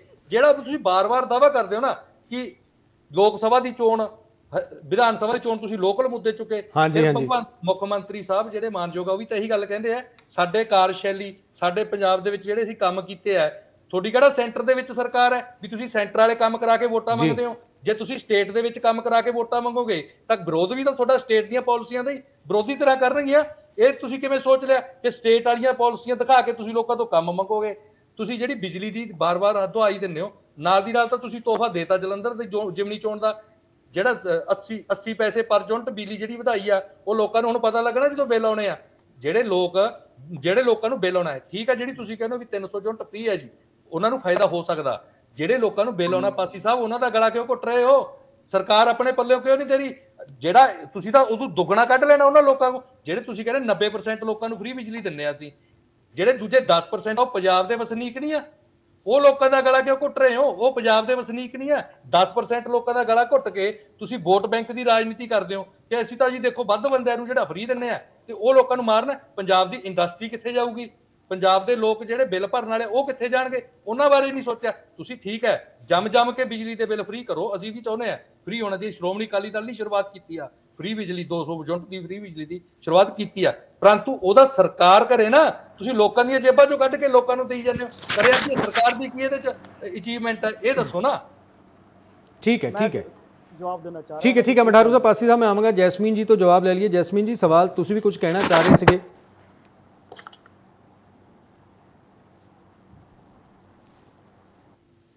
जैस्मीन जी मेरी आवाज़ पहुंच रही है मैडम थाड़े तक? सो जैस्मीन जी दे नाल साडा संपर्क नहीं हो पा रहा। जी जैस्मीन जी पहुंच रही है आवाज़? हाँ जी, कैमरा सीधा करो, कैमरा सीधा करो। जी मैडम ਤੁਸੀਂ ਕੁਝ ਕਹਿਣਾ ਚਾਹ ਰਹੇ ਸੀਗੇ ਉਦੋਂ, ਤੁਸੀਂ ਉਹ ਜਦੋਂ ਮਠਾਰੂ ਸਾਹਿਬ ਉਹਨਾਂ ਨੇ ਅਰਵਿੰਦ ਕੇਜਰੀਵਾਲ ਦੇ ਬਿਆਨ ਦਾ ਜੋ ਹੈ ਜ਼ਿਕਰ ਕੀਤਾ, ਉਦੋਂ ਤੁਸੀਂ ਕੁਝ ਕਹਿਣਾ ਚਾਹ ਰਹੇ ਸੀ। ਹਾਂਜੀ, ਮੈਂ ਕਹਿਣਾ ਚਾਹ ਰਹੀ ਸਾਂ ਕਿ ਜਦੋਂ ਅਸੀਂ ਇਹ ਪ੍ਰੋਗਰਾਮ ਸ਼ੁਰੂ ਕੀਤਾ ਤੇ ਅਸੀਂ ਹੰਕਾਰ ਦੀ ਗੱਲ ਤੋਂ ਸ਼ੁਰੂ ਕੀਤਾ। ਕੇਜਰੀਵਾਲ ਸਾਹਿਬ ਦੇ ਡਿਊ ਰਿਸਪੈਕਟ ਜਦੋਂ ਉਹ ਕਹਿੰਦੇ ਨੇ ਕਿ ਸਰਕਾਰ ਤੇ ਸਾਡੀ ਹੈ ਸਟੇਟ ਦੇ ਵਿੱਚ ਤੇ ਕੰਮ ਤੇ ਤੁਸੀਂ ਸਾਡੇ ਕੋਲੋਂ ਹੀ ਕਰਾਉਣਾ, ਤੇ ਉਹ ਇੱਕ ਬੜੀ ਲੇਸਟ ਧਮਕੀ ਹੈ ਔਰ ਹੰਕਾਰ ਦੀ ਗੱਲ ਹੈ। ਡੈਮੋਕ੍ਰੇਸੀ ਦੇ ਵਿੱਚ, ਜਮਹੂਰੀਅਤ ਦੇ ਵਿੱਚ ਇਹੋ ਜਿਹੀਆਂ ਗੱਲਾਂ ਇੱਕ ਪਾਰਟੀ ਦਾ ਸੁਪਰੀਮੋ ਕਰਦਾ ਅੱਛਾ ਨਹੀਂ ਲੱਗਦਾ। ਬਾਕੀ ਜਦੋਂ ਇਹ ਕਹਿੰਦੇ ਨੇ ਮੇਰੇ ਭਾਈ ਸਾਹਿਬ ਵਿਕਰਮਜੀਤ ਕਿ ਕੋਈ ਵੀ ਇੱਕ ਵੋਟ ਦੱਸ ਦਿਓ, ਇਹ ਇੱਕ ਤਰੀਕਾ ਹੈ ਸਰਕਮਵੈਂਟ ਕਰਨ ਲਈ। ਗੱਲ ਇਹ ਹੈ ਕਿ 6 ਇਹਨਾਂ ਦੇ MLA ਜਿਹੜੇ ਨੇ ਉਹ ਬੂਥ ਉੱਤੇ ਪਕੜੇ ਗਏ, ਜਦੋਂ ਕਿ 48 ਘੰਟੇ ਪਹਿਲਾਂ ਕੋਈ ਵੀ ਲੀਡਰ ਜਿਹੜਾ ਹੈਗਾ ਪੋਲੀਟੀਕਲ ਪਾਰਟੀ ਦਾ ਰਿਪਰੈਜ਼ੈਂਟੇਟਿਵ, ਉਹਨੂੰ ਕਨਸਟੀਟੂਐਂਸੀ ਛੱਡ ਕੇ ਚਲੇ ਜਾਣੀ ਚਾਹੀਦੀ ਹੈ। ਉਸ ਗੱਲ ਦੇ ਉੱਤੇ ਤੇ ਆਉਂਦੇ ਹੀ ਨਹੀਂ। ਇਹ ਕੀ ਚੀਟਿੰਗ ਨਹੀਂ ਹੈ? ਇਹ ਕੀ ਪ੍ਰੈਸ਼ਰ ਪਾਉਣ ਦੇ ਟੈਕਟਿਕਸ ਨਹੀਂ ਨੇ? ਬਾਬੇ ਬਕਾਲੇ ਦੇ ਜਿਹੜੇ ਇਹਨਾਂ ਦੇ MLA ਨੇ ਉਹ ਤੇ ਬਕਾਇਦਾ ਤੌਰ ਤੇ ਉਹਨਾਂ ਦੀ ਕਾਰ ਚੋਂ ਪੈਸੇ ਫੜੇ ਗਏ, ਉਹ ਕੀ ਕੋਹਰੈਂਸੀ ਨਹੀਂ ਹੈ? ਉਹ ਕੀ ਦਬਾਅ ਨਹੀਂ ਹੈ? ਸੋ ਇਹ ਕਹਿਣਾ ਕਿ ਅਸੀਂ ਦੁੱਧ ਤੋਂ ਜ਼ਿਆਦਾ ਨਹਾਤੇ ਹਾਂ, ਇਹ ਗੱਲ ਬਿਲਕੁਲ ਗਲਤ ਹੈ। ਇਹਨਾਂ ਨੇ ਬਿਲਕੁਲ ਗੁੰਡਾਗਰਦੀ ਕੀਤੀ ਹੈ ਉੱਥੇ ਔਰ ਬਹੁਤ ਮਿਸਯੂਜ਼ ਕੀਤੀ ਹੈ ਕਾਰ ਦੀ, ਔਰ ਸਾਰੀਆਂ ਚੀਜ਼ਾਂ ਵਾਇਰਲ ਗਈਆਂ ਨੇ। ਇਹ ਕੋਈ ਝੂਠੀਆਂ ਐਲੀਗੇਸ਼ਨਸ ਅਸੀਂ ਨਹੀਂ ਲਾ ਰਹੇ ਆਪੋਜੀਸ਼ਨ ਵਾਲੇ, ਇਹ ਬਕਾਇਦਾ ਤੌਰ ਤੇ ਵੀਡੀਓਗ੍ਰਾਫੀ ਕੀਤੀ ਗਈ ਔਰ ਤੁਹਾਡੇ ਕਈ ਚੈਨਲਸ ਦੇ ਉੱਤੇ ਇਹ ਗੱਲਾਂ ਬ੍ਰੌਡਕਾਸਟ ਹੋਈਆਂ। ठीक है पासी साहब, सवाल यही है, उस दिन अश्विनी शर्मा जी ने भी शिकायत की थी, ਜਿਹੜੇ बीजेपी के प्रधान ने DGP ਨੂੰ शिकायत की, उन्होंने इलैक्शन कमिशन ਨੂੰ शिकायत की। सवाल यही है कि ਜਦੋਂ भी इलैक्शन ਹੁੰਦਾ है ਹਾਕਮ ਧਿਰ ਇਹੀ ਕਹਿੰਦੀ ਹੈ ਕਿ ਅਸੀਂ ਨਿਰਪੱਖ ਚੋਣਾਂ ਕਰਵਾਈਆਂ ਨੇ, ਠੀਕ ਹੈ। ਉਦੋਂ ਤੁਸੀਂ ਵੀ ਵਿਰੋਧੀ ਧਿਰ 'ਚ ਸੀਗੇ, ਤੁਸੀਂ ਸਵਾਲ ਚੁੱਕਦੇ ਸੀਗੇ ਕਿ ਅਕਾਲੀ ਦਲ ਵੇਲੇ ਜਾਂ ਕਾਂਗਰਸ ਵੇਲੇ ਜੋ ਹੈ ਨਿਰਪੱਖ ਚੋਣਾਂ ਨਹੀਂ ਹੋ ਰਹੀਆਂ, ਮਸ਼ੀਨਰੀ ਦੀ ਦੁਰਵਰਤੋਂ ਹੋ ਰਹੀ ਹੈ। ਉਦੋਂ ਕੀ ਉਹ ਸਹੀ ਸੀਗਾ ਕਿ ਸਹੀ ਤਰੀਕੇ ਨਾਲ ਤੁਸੀਂ ਕਹਿ ਰਹੇ ਹੋ ਕਿ ਦੁਰਵਰਤੋਂ ਹੋ ਰਹੀ ਸੀ ਤੇ ਹੁਣ ਨਹੀਂ ਹੋ ਰਹੀ ਹੈਗੀ? ਜੋ ਇਲਜ਼ਾਮ ਲਗਾ ਰਹੇ ਨੇ ਉਹਨਾਂ ਨੇ ਬਕਾਇਦਾ ਵੀਡੀਓ ਪ੍ਰੂਫ ਵੀ ਦਿੱਤੇ ਨੇ। ਪਹਿਲਾਂ ਤਾਂ ਇਹਨਾਂ ਨੂੰ ਕਰੈਕਟ ਕਰ ਲੈਣਾ ਚਾਹੀਦਾ, ਕੋਈ ਵੀ MLA ਬੂਥ ਤੋਂ ਨਹੀਂ ਪਕੜਿਆ ਗਿਆ। ਬੂਥ ਦੇ ਵਿੱਚ ਜਾਂ ਬੂਥ ਦੇ ਕੋਲੋਂ ਕੋਈ ਐਮਐਲਏ ਪਾਲ ਉਹਨਾਂ ਨੇ ਤੇ ਨਹੀਂ ਮੈਡਮ ਚੈੱਕ ਕਰ ਲਿਓ ਦੂਸਰੀ ਤੁਸੀਂ ਮੇਰੀ ਗੱਲ ਦਾ ਜਵਾਬ ਮੈਡਮ ਇਹ ਫਿਰ ਆ ਜਵਾਬ ਲੈ ਲਓ ਹੁਣ ਤੁਸੀਂ ਇੰਟਰਪਸ਼ਨ ਸ਼ੁਰੂ ਕਰਤੀ ਇੰਟਰਪਸ਼ਨ ਨਾ ਸ਼ੁਰੂ ਕਰੋ ਫਿਰ ਨਹੀਂ ਪਾਸੀ ਸਾਹਿਬ ਜੀ ਇੱਕ ਮਿੰਟ ਜੈਸਮੀਨ ਜੀ ਇੱਕ ਮਿੰਟ ਜੀ ਪਾਸੀ ਸਾਹਿਬ ਕਈ ਸਾਰੇ ਐਮਐਲਏਸ ਦੀਆਂ ਉਹ ਜਿਹੜੇ ਅਟਾਰੀ ਵਾਲੇ ਐਮਐਲਏ ਦੀ ਗੱਲ ਕਰ ਰਹੇ ਉਹਨਾਂ ਨੇ ਤਾਂ ਆਪ ਆਪਣੀ ਫੋਟੋ ਸ਼ਾਇਦ ਕਿਸੇ ਵਰਕਰ ਨੇ ਪਾਈ ਹੋਈ ਹੈਗੀ ਉਹਨਾਂ ਦੀ ਫੋਟੋ ਉਹ ਤਾਂ ਸਾਹਮਣੇ ਆਈ ਸੀ ਮੈਂ ਤੁਹਾਨੂੰ ਕਾਂਗਰਸ ਦੇ ਐਮਐਲਏ ਬੂਥਾਂ ਤੇ ਬੈਠੇ ਦਿਖਾਵਾਂ ਹੁਣੇ ਨਹੀਂ ਸਰਕਾਰ ਦੀ ਗੱਲ ਕਰੋ ਮੈਂ ਤੁਹਾਨੂੰ ਕਾਂਗਰਸ ਦੇ ਐਮਐਲਏ ਬੂਥਾਂ ਤੇ ਬੈਠੇ ਦਿਖਾਵਾਂ ਬੂਥਾਂ ਦੇ ਦੂਜੀ ਸੁਣ ਲਓ ਮੈਂ ਇੱਕ ਕੁਐਸਚਨ ਕਲੀਅਰ ਕੀਤਾ ਸੀ ਚਲੋ ਇਹ ਬੂਥ ਨੰਬਰ ਨਹੀਂ ਦੱਸ ਸਕੇ ਵੋਟ ਨੰਬਰ ਨਹੀਂ ਦੱਸ ਸਕੇ ਵੋਟਰ ਦਾ ਨਾਮ ਨਹੀਂ ਦੱਸ ਸਕੇ ਕਿਹਦੀ ਗਲਤ ਪਈ ਹੈ ਮੈਡਮ ਸੁਣ ਲਓ ਪਹਿਲਾਂ ਹੁਣ ਤੁਸੀਂ ਕਿਸੇ ਬੂਥ ਦਾ ਨਾਮ ਨਹੀਂ ਦੱਸ ਸਕੇ ਬੂਥ ਨੰਬਰ ਜਾਂ ਵੋਟਰ ਦਾ ਨਾਮ ਨਹੀਂ ਦੱਸ ਸਕੇ ਕਿ ਕਿਸੇ ਦੀ ਵੋਟ ਗਲਤ ਪਈ ਹੈ ਹਲਵਾਈ ਦਾ ਹੀ ਨਾਮ ਦੱਸ ਦਿਓ ਤੁਸੀਂ ਅੱਜ ਵੀ ਮਚਾਈ ਜਾ ਰਹੇ ਹੋ ਨਹੀਂ ਉਹ ਤਾਂ ਇਹ ਕਹਿ ਰਹੇ ਕਿ ਹਲਵਾਈ ਦਾ ਨਾਮ ਦੱਸਤਾ ਇਹਨਾਂ ਵਾਲਿਆਂ ਦੀ ਦੁਕਾਨ ਹੀ ਬੰਦ ਹੋ ਜਾਵੇ ਉਹਦਾ ਗਲਾ ਫੜ ਲੈਣਾ ਤੁਸੀਂ ਪਾਸੀ ਸਾਹਿਬ ਗਲਾ ਦੱਬ ਦੇ ਪਾਸੀ ਸਾਹਿਬ ਮੈਂ ਵੀ ਇੰਟਰਪਟ ਕਰੂੰਗਾ ਹੁਣ ਤੁਹਾਨੂੰ ਇਹ ਯਾਦ ਰੱਖਿਓ ਪਾਸੀ ਸਾਹਿਬ ਇੱਕ ਮਿੰਟ ਉਹ ਤਾਂ ਇਹੀ ਕਹਿ ਰਹੇ ਜੇ ਹਲਵਾਈ ਦਾ ਨਾਮ ਦੱਸਤਾ ਉਹਨੇ ਜਿਹੜੀ ਵੀ ਖੋਏ ਪਿੰਨੀਆਂ ਬਣਾਈਆਂ ਉਹਦੀਆਂ ਵਿਚਾਰੇ ਦੀਆਂ ਖਰਾਬ ਹੋ ਜਾਂਦੀਆਂ ਛਾਪਾ ਪੈ ਜਾਣਾ ਉਹਦੇ ਤੇ ਮੈਨੂੰ ਇੱਕ ਚੀਜ਼ ਦੱਸੋ ਇੱਕੋ ਹੀ ਗੱਲ ਕਹਿ ਦੇਣ ਇਹ ਜਿਹੜੇ ਰਾਜਾ ਹਰੀਸ਼ ਚੰਦਰ ਬਣੇ ਆ ਮੈਂ ਇਹਨਾਂ ਨੂੰ ਇੱਕ ਰਿਕੁਐਸਟ ਪੁੱਛਣਾ ਚਾਹਨਾ ਕਿ ਕਿਆ ਉਹ ਹਲਵਾਈ ਗਲਤ ਕੰਮ ਕਰਦਾ ਜਿਹੜਾ ਤੁਹਾਡੀ ਨੌਲੇਜ ਤਾਂ ਹੈ ਸਾਡੀ ਨੌਲੇਜ ਤਾਂ ਹੈ ਨਹੀਂ ਉਹ ਕਿਆ ਹਲਵਾਈ ਕਿਹੜਾ ਹਲਵਾਈ ਹੈ ਕਿਆ ਉਹਨੇ ਗਲਤ ਖੋਆ ਯੂਜ਼ ਕੀਤਾ ਜਿਹੜਾ ਉਹਨੂੰ ਡਰ ਹੈ ਉਹਨੂੰ ਉਸੇ ਟਾਈਮ ਕਹਿਣਾ ਚਾਹੀਦਾ ਸੀ ਕਿ ਵੋਟ ਮੇਰਾ ਅਧਿਕਾਰ ਹੈ ਅਗਰ ਹੋ ਸਕਦਾ ਇਹਨਾਂ ਨੇ ਹੀ ਧਮਕੀ ਪਹੁੰਚਾਈ ਹੋਵੇ ਜਾਂ ਇਹਨਾਂ ਦਾ ਹੀ ਬੰਦਾ ਹੋਵੇ ਪਰ ਇਹਦਾ ਵੀ ਨਾਮ ਨਹੀਂ ਦੱਸ ਸਕ ਰਹੇ ਮੈਂ ਉਹੀ ਦੱਸ ਰਿਹਾ ਜਲੰਧਰ ਦੇ ਲੋਕਾਂ ਨੇ ਇਹਨਾਂ ਨੂੰ ਨਕਾਰਤਾ ਪਰ ਹਲੇ ਵੀ ਨਾ ਇਹ ਉਸੇ ਖਿਆਲ 'ਚ ਘੁੰਮ ਰਹੇ ਆ ਔਰ ਅੱਜ ਵੀ ਕੀ ਕਹਿ ਰਹੇ ਆ ਹੁਣ ਤੁਸੀਂ 24 'ਚ ਹਾਰੋਗੇ ਵੋਟ ਰਿਜ਼ਲਟ ਤੋਂ ਇੱਕ ਦਿਨ ਪਹਿਲਾਂ ਤੱਕ ਇਹ ਬੜੇ ਕੌਨਫੀਡੈਂਸ ਨਾਲ ਕਹਿੰਦੇ ਸੀ ਆਮ ਆਦਮੀ ਪਾਰਟੀ ਹਾਰੇਗੀ ਤੀਜੇ ਨੰਬਰ ਤੇ ਜਾਏਗੀ ਅੱਜ ਹੁਣ ਇਹ 24 ਤੇ ਪਹੁੰਚ ਗਏ ਤਾਂ ਹੀ ਕਿਸੇ ਨੇ ਕਿਹਾ ਸੀ ਕਿ ਦਿਲ ਬਹਿਲਾਨੇ ਕੇ ਲਈ ਗਾਲਿਬ ਖਿਆਲ ਅੱਛਾ ਹੈ ਅਸੀਂ ਤਾਂ ਭਾਈ ਸਾਹਿਬ ਮੁਹੱਲਾ ਕਲੀਨਿਕਾਂ ਦੀ ਗੱਲ ਕਰਦੇ ਹਾਂ ਅਸੀਂ 29,000 ਰੋਜ਼ਗਾਰ ਦੀ ਗੱਲ ਕੀਤੀ ਹੈ ਅਸੀਂ ਗੱਲ ਕੀਤੀ ਹੈ ਲੋਕਾਂ ਦੀ ਸਿਹਤ ਅਤੇ ਐਜੂਕੇਸ਼ਨ ਦੀ ਤੁਸੀਂ ਕੀ ਗੱਲਾਂ ਕੀਤੀਆਂ ਜਾਤ ਪਾਤ ਦੀ ਧਰਮ ਦੀ ਅੱਜ ਆ ਬੀਜੇਪੀ ਦੀ ਗੱਲ ਕਰ ਰਹੇ ਆ 8 ਸਟੇਟਸ ਦੇ ਵਿੱਚੋਂ ਬੀਜੇਪੀ ਮੁਕਤ ਹੋ ਚੁੱਕਿਆ ਭਾਰਤ ਆ ਹੁਣੇ ਤਾਜ਼ਾ ਕਰਨਾਟਕਾ ਹੋਇਆ ਉਸ ਤੋਂ ਪਹਿਲਾਂ ਹਿਮਾਚਲ ਹੋਇਆ ਔਰ ਬੀਜੇਪੀ ਹੈ ਜਿਹਨੇ ਨੋਟਬੰਦੀ ਦੇ ਵਿੱਚ ਲੋਕਾਂ ਦੀ ਆਪਣੇ ਪੈਸੇ ਦੇ ਲਈ ਤਰਸਾਇਆ ਮੌਤਾਂ ਹੋਈਆਂ ਜਿਹਨੇ ਕਿਸਾਨ ਬਿੱਲ ਲਿਆ ਕੇ ਅਸਲੀ ਮੁੱਦੇ ਇਹ ਹੈ ਔਰ ਭੁੱਲੋ ਨਾ ਲੋਕ ਤੁਹਾਨੂੰ ਮਾਫ ਨਹੀਂ ਕਰਨਗੇ ਜਿਨ੍ਹਾਂ ਨੇ ਕਿਸਾਨ ਬਿੱਲ ਲਿਆ ਕੇ 700 ਤੋਂ ਉੱਤੋਂ ਕਿਸਾਨ ਦੀ ਮੌਤ ਹੋਈ ਆ ਜਿਹੜੀਆਂ ਗੱਲਾਂ ਉਦੋਂ ਅਕਾਲੀ ਦਲ ਵਿੱਚ ਸ਼ਾਮਲ ਸੀ ਅੱਜ ਪੁਰੀ ਜੀ ਨੇ ਕਲੀਅਰ ਦੱਸਿਆ ਤਾਂ ਹੀ ਤਾਂ ਮੈਂ ਕਹਿ ਰਿਹਾ ਕਿ ਇਹ ਮਿਲੀ ਭਗਤ ਦੀ ਜਿਹੜੀ ਰਾਜਨੀਤੀ ਚੱਲਦੀ ਰਹੀ ਸੱਤਾ ਪੂਰੀ ਦਰ ਪੀੜੀ ਲੋਕ ਸਮਝ ਚੁੱਕੇ ਆ ਲੋਕ ਹੁਣ ਇਹਨਾਂ ਦੀ ਨਕਾਰਾਤਮਕ ਰਾਜਨੀਤੀ ਨੂੰ ਨਕਾਰ ਚੁੱਕੇ ਆ ਇਹ ਬੀਜੇਪੀ ਹੀ ਹੈ ਜਿਹਦੀ ਬਦੌਲਤ ਤੁਸੀਂ ਦੇਖੋ ਕਿ ਅੱਜ ਹਿੰਦੁਸਤਾਨ ਦੇ ਵਿੱਚ ਰੋਜ਼ਗਾਰ ਦੀ ਹਾਲਤ ਕੀ ਹੈ ਔਰ ਪਰਿਵਾਰ ਮੈਂ ਤੁਹਾਨੂੰ ਇੱਕ ਛੋਟਾ ਜਿਹਾ ਐਗਜ਼ਾਮਪਲ ਦੇਣਾ ਪੀ ਸਾਈਨਾਥ ਜੀ ਦੀ ਇੱਕ ਇੰਟਰਵਿਊ ਆਈ ਉਹਨਾਂ ਨੇ ਦੱਸਿਆ ਕਿ 2014 ਤੋਂ 2021 ਤੱਕ ਅਰਬਪਤੀਆਂ ਦੀ ਜਿਹੜੀ ਗਿਣਤੀ ਹੈ ਉਹ ਦੁੱਗਣੀ ਹੋ ਗਈ ਔਰ 5 ਕਰੋੜ ਲੋਕ ਹੋਰ ਭਾਰਤ ਦੇ ਵਿੱਚ ਗਰੀਬੀ ਰੇਖਾ ਤੋਂ ਥੱਲੇ ਚਲੇ ਗਏ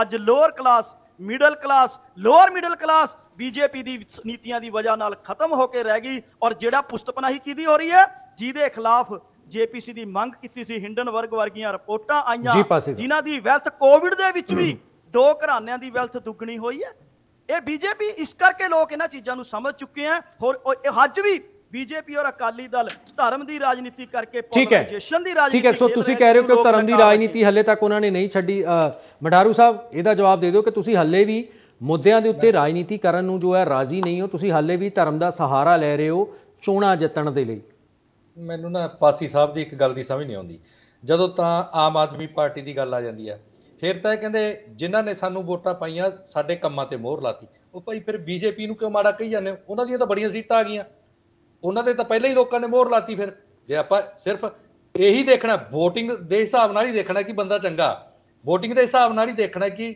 ਜਿਹੜੀ ਆਮ ਆਦਮੀ ਪਾਰਟੀ ਜੇ ਪਾਸੀ ਸਾਹਿਬ ਮੈਂ ਤੁਹਾਨੂੰ ਸਿਰ ਮੱਥੇ ਸਲਾਮ ਕਰਦਾ ਸਲੂਟ ਕਰਦਾ ਜੇ ਤੁਹਾਨੂੰ ਵੋਟ ਜਿਹੜੀ ਪਰਸੈਂਟੇਜ ਹੈਗੀ ਹੈ 50% ਤੋਂ ਉੱਪਰ ਪੈਂਦੀ ਫਿਰ ਮੈਂ ਕਹਿੰਦਾ ਕਿ ਮੈਜੋਰਟੀ ਦੇ ਲੋਕ ਤੁਹਾਡੇ ਨਾਲ ਤੁਹਾਨੂੰ ਵੋਟ ਤਾਂ ਭਾਈ ਸਾਹਿਬ 34% ਪਈ ਹੈ ਮੈਜੋਰਟੀ ਤੁਹਾਡੇ ਖਿਲਾਫ ਭੁਗਤੀ ਆ ਇਹਦਾ ਮਤਲਬ ਜਿਹੜੇ ਲੋਕ ਹੈਗੇ ਆ 66% ਤੁਹਾਡੇ ਖਿਲਾਫ ਨੇ ਲੋਕ ਪੰਜਾਬ ਦੇ ਵਿੱਚ 66 ਕੀ ਬਲਕਿ ਮੇਰੇ ਹਿਸਾਬ ਨਾਲ ਤਾਂ 85% ਖਿਲਾਫ ਨੇ। ਉਹ ਜਿਹੜਾ ਤੁਸੀਂ ਜ਼ੋਰ ਜ਼ਾਰ ਜਿਹਾ ਲਾ ਕੇ ਇਧਰੋਂ ਉਧਰੋਂ ਕਰਕੇ ਵੋਟ ਇਕੱਠੀ ਕੀਤੀ ਹੈ, ਮੁਲਾਜ਼ਮਾਂ ਨੂੰ ਵੀ ਧਮਕਾਇਆ, ਨਹੀਂ ਤੁਹਾਡੀ ਪਠਾਨਕੋਟ ਬਦਲੀ 2024 ਚ ਤਿੰਨੋਂ ਪਾਰਟੀਆਂ ਇੱਕ ਕੈਂਡੀਡੇਟ ਦੀ ਸਪੋਰਟ ਕਰਿਓ, ਆਮ ਆਦਮੀ ਪਾਰਟੀ ਇਕੱਲੀ ਲੜੇਗੀ, ਤੁਹਾਨੂੰ ਪਤਾ ਲੱਗ ਜਾਏਗਾ ਕਿ ਤੁਹਾਡੀ ਤਿੰਨਾਂ ਦੀ ਕਿੰਨੀ ਕੁ ਬੁੱਕਤ ਹੈ, ਕਿੰਨੀ ਕੁ ਵੋਟ ਪੈਂਦੀ ਹੈ। ਇਹ ਹੰਕਾਰ ਨਹੀਂ, ਪਰ ਇੱਕ ਸੱਚ ਦੱਸ ਰਿਹਾ, ਪਰਦੇ ਪਿੱਛੇ ਹੱਥ ਠੀਕ ਹੈ ਪਾਸੀ ਸਾਹਿਬ, ਆਪਾਂ ਉਹਨਾਂ ਦੀ ਵੀ ਗੱਲ ਸੁਣ ਲਈ। ਪਾਸੀ ਸਾਹਿਬ ਪਲੀਜ਼ ਸੁਣ ਤਾਂ ਲਓ ਜੀ ਮਠਾਰੂ, ਤੁਸੀਂ ਉਹ ਲੋਕ ਹੋ ਜਿਨ੍ਹਾਂ ਦਾ ਪੂਰੇ ਦੇਸ਼ ਦੇ ਵਿੱਚ ਇੱਕੋ ਹੀ MP ਹੈ। ਮੈਂ ਤੁਹਾਨੂੰ ਵੋਟ ਪਰਸੈਂਟ ਦੱਸਾਂ, ਜਿਹੜੀਆਂ ਤੁਸੀਂ 7 ਸਟੇਟਾਂ ਦੇ ਵਿੱਚ ਇਲੈਕਸ਼ਨ ਲੜੀ ਹੈ, ਕਿਤੇ 0 ਪੁਆਇੰਟ ਤੇ ਤੁਹਾਨੂੰ ਇਲੈਕਸ਼ਨ ਦੇ ਵਿੱਚ ਵੋਟਾਂ ਪਈਆਂ, ਕਿਤੇ ਤੁਹਾਨੂੰ 2% ਵੋਟ ਪਈ ਹੈ, ਕਿਤੇ 1.5% ਵੋਟ ਪਈ ਹੈ। ਤੁਸੀਂ ਲੋਕ ਯਾਰ, ਇੱਕ ਤੁਹਾਡੇ ਕੋਲੇ ਸੀਟ ਸੀ, ਤੁਹਾਡੇ CM ਦਾ ਗੜ੍ਹ ਜਿਹਨੂੰ ਤੁਸੀਂ ਸੰਗਰੂਰ ਕਹਿੰਦੇ, ਉਹ ਤੁਸੀਂ ਹਾਰ ਗਏ। ਹੁਣ ਤੁਸੀਂ ਜਿਮਨੀ ਚੋਣ ਦੇ ਵਿੱਚ ਜ਼ੋਰ ਲਾ ਕੇ ਜਿੱਤ ਗਏ ਤੇ ਗੱਲਾਂ ਕਰਦੇ ਤੁਸੀਂ ਦੇਸ਼ ਦੀ। ਉੱਥੇ ਤੁਹਾਡੀ ਜ਼ਮਾਨਤ ਜ਼ਬਤ ਹੋਈ ਸੀ ਸੰਗਰੂਰ ਦੇ ਵਿੱਚ। ਉਹ ਮਹਾਰਾਜ ਜ਼ਮਾਨਤ ਬਿਲਕੁਲ ਜ਼ਬਤ ਹੋ ਗਈ, ਪਰ ਉਹਦਾ ਰਿਜ਼ਲਟ ਤਾਂ ਹੁਣ ਆ ਗਿਆ ਨਾ। ਹੁਣ ਤਾਂ ਜ਼ਮਾਨਤ ਜ਼ਬਤ ਸਾਡੀ ਹੋਈ ਨਹੀਂ, ਤੁਸੀਂ ਤਾਂ ਬੜਾ ਜ਼ੋਰ ਲਾਇਆ। ਜਿਹੜੀ ਗੱਲ ਮੈਂ ਕਰਦਾ ਇਹ ਤਾਂ ਤੁਹਾਡੀ ਸੁਣ ਤਾਂ ਲਓ। BSP ਤੋਂ ਲੜ ਕੇ ਦੇਖਦੇ ਨਾ, ਬਿਨਾਂ BSP ਤੋਂ। ਉਹ ਸੁਣ ਤਾਂ ਲਓ, BSP ਤੋਂ ਬਿਨਾਂ ਵੀ ਲੜ ਪਾਂਗੇ, ਕੋਈ ਨਹੀਂ, ਤੁਸੀਂ ਚਿੰਤਾ ਕਿਉਂ ਕਰਦੇ ਹੋ? ਤੁਸੀਂ ਮੈਨੂੰ ਇੱਕ ਗੱਲ ਤਾਂ ਦੱਸ ਦਿਓ, ਤੁਹਾਨੂੰ ਤਾਂ ਵੋਟ ਹੀ 25,000 ਪਈ ਸੀ 2019 ਦੇ ਵਿੱਚ। ਜਦੋਂ 2014 ਦੇ ਵਿੱਚ ਥੋੜੇ 4 MP, 2019 ਦੇ ਵਿੱਚ ਜਦੋਂ ਵੋਟਾਂ ਪਈਆਂ ਤੁਹਾਨੂੰ 25,000 ਵੋਟ ਪੈਂਦੀ ਆ। ਜਲੰਧਰ ਜਿਮਨੀ ਚੋਣ ਦੇ ਵਿੱਚ 1 MP ਰਹਿ ਜਾਂਦਾ ਤੁਹਾਡਾ, 7.38% ਤੁਹਾਨੂੰ ਵੋਟ ਪੈਂਦੀ ਹੈ। ਉਹ ਵੀ ਜਿਮਨੀ ਚੋਣ ਦੇ ਵਿੱਚ ਤੁਸੀਂ ਸੰਗਰੂਰ ਹਾਰ ਜਾਣੇ ਹੋ। ਹੁਣ ਤੁਸੀਂ ਜ਼ੋਰ ਲਾ ਕੇ ਜਿਹੜਾ ਜਿਮਨੀ ਚੋਣ ਜਿੱਤ ਲਿਆ, ਤਾਂ ਤੁਸੀਂ ਇਹ ਨਾ ਸਮਝੋ ਕਿ ਤੁਹਾਡੀ ਦੇਸ਼ ਦੇ ਵਿੱਚ ਅਰਵਿੰਦ ਕੇਜਰੀਵਾਲ ਪ੍ਰਧਾਨ ਮੰਤਰੀ ਬਣ ਜਾਊਗਾ। ਉਹ ਮਹਾਰਾਜ 24 ਦੇ ਵਿੱਚ ਤੁਹਾਨੂੰ 1 ਸੀਟ ਨਹੀਂ ਆਉਂਦੀ, ਮੈਂ ਤਾਂ ਲਿਖਾ ਕੇ ਲੈ ਲਿਓ, ਜਿਵੇਂ ਅਰਵਿੰਦ ਕੇਜਰੀਵਾਲ ਲਿਖ ਕੇ ਦਿੰਦੇ ਆ ਨਾ। ਠੀਕ ਹੈ, ਹਲੇ 2024 ਬਹੁਤ ਦੂਰ ਹੈ, ਹਲੇ 2024 ਬਹੁਤ ਦੂਰ ਹੈ, ਸਾਰਿਆਂ ਵੱਲੋਂ ਦਾਅਵੇ ਜ਼ਰੂਰ ਕੀਤੇ ਜਾ ਰਹੇ ਨੇ। ਜੀ ਗੁਰਪ੍ਰੀਤ ਜੀ ਇੱਕ ਜਵਾਬ ਦੇਣਾ ਚਾਹੁੰਦਾ। ਜੀ ਬਿਲਕੁਲ, 1 ਮਿੰਟ ਪਾਸੀ ਸਾਹਿਬ, ਮੈਡਮ ਤੋਂ ਜਵਾਬ ਲੈਣਾ। ਸਾਰਾ ਜਵਾਬ ਦੇ ਦਿਓ, ਜਵਾਬ ਤਾਂ ਸੁਣ ਲਓ, ਇਕੱਠਾ ਜਵਾਬ ਸਾਰਾ ਟਾਈਮ ਤੁਸੀਂ ਨਾ ਲਓ, ਮੈਨੂੰ ਵੀ ਜੀ ਪਲੀਜ਼।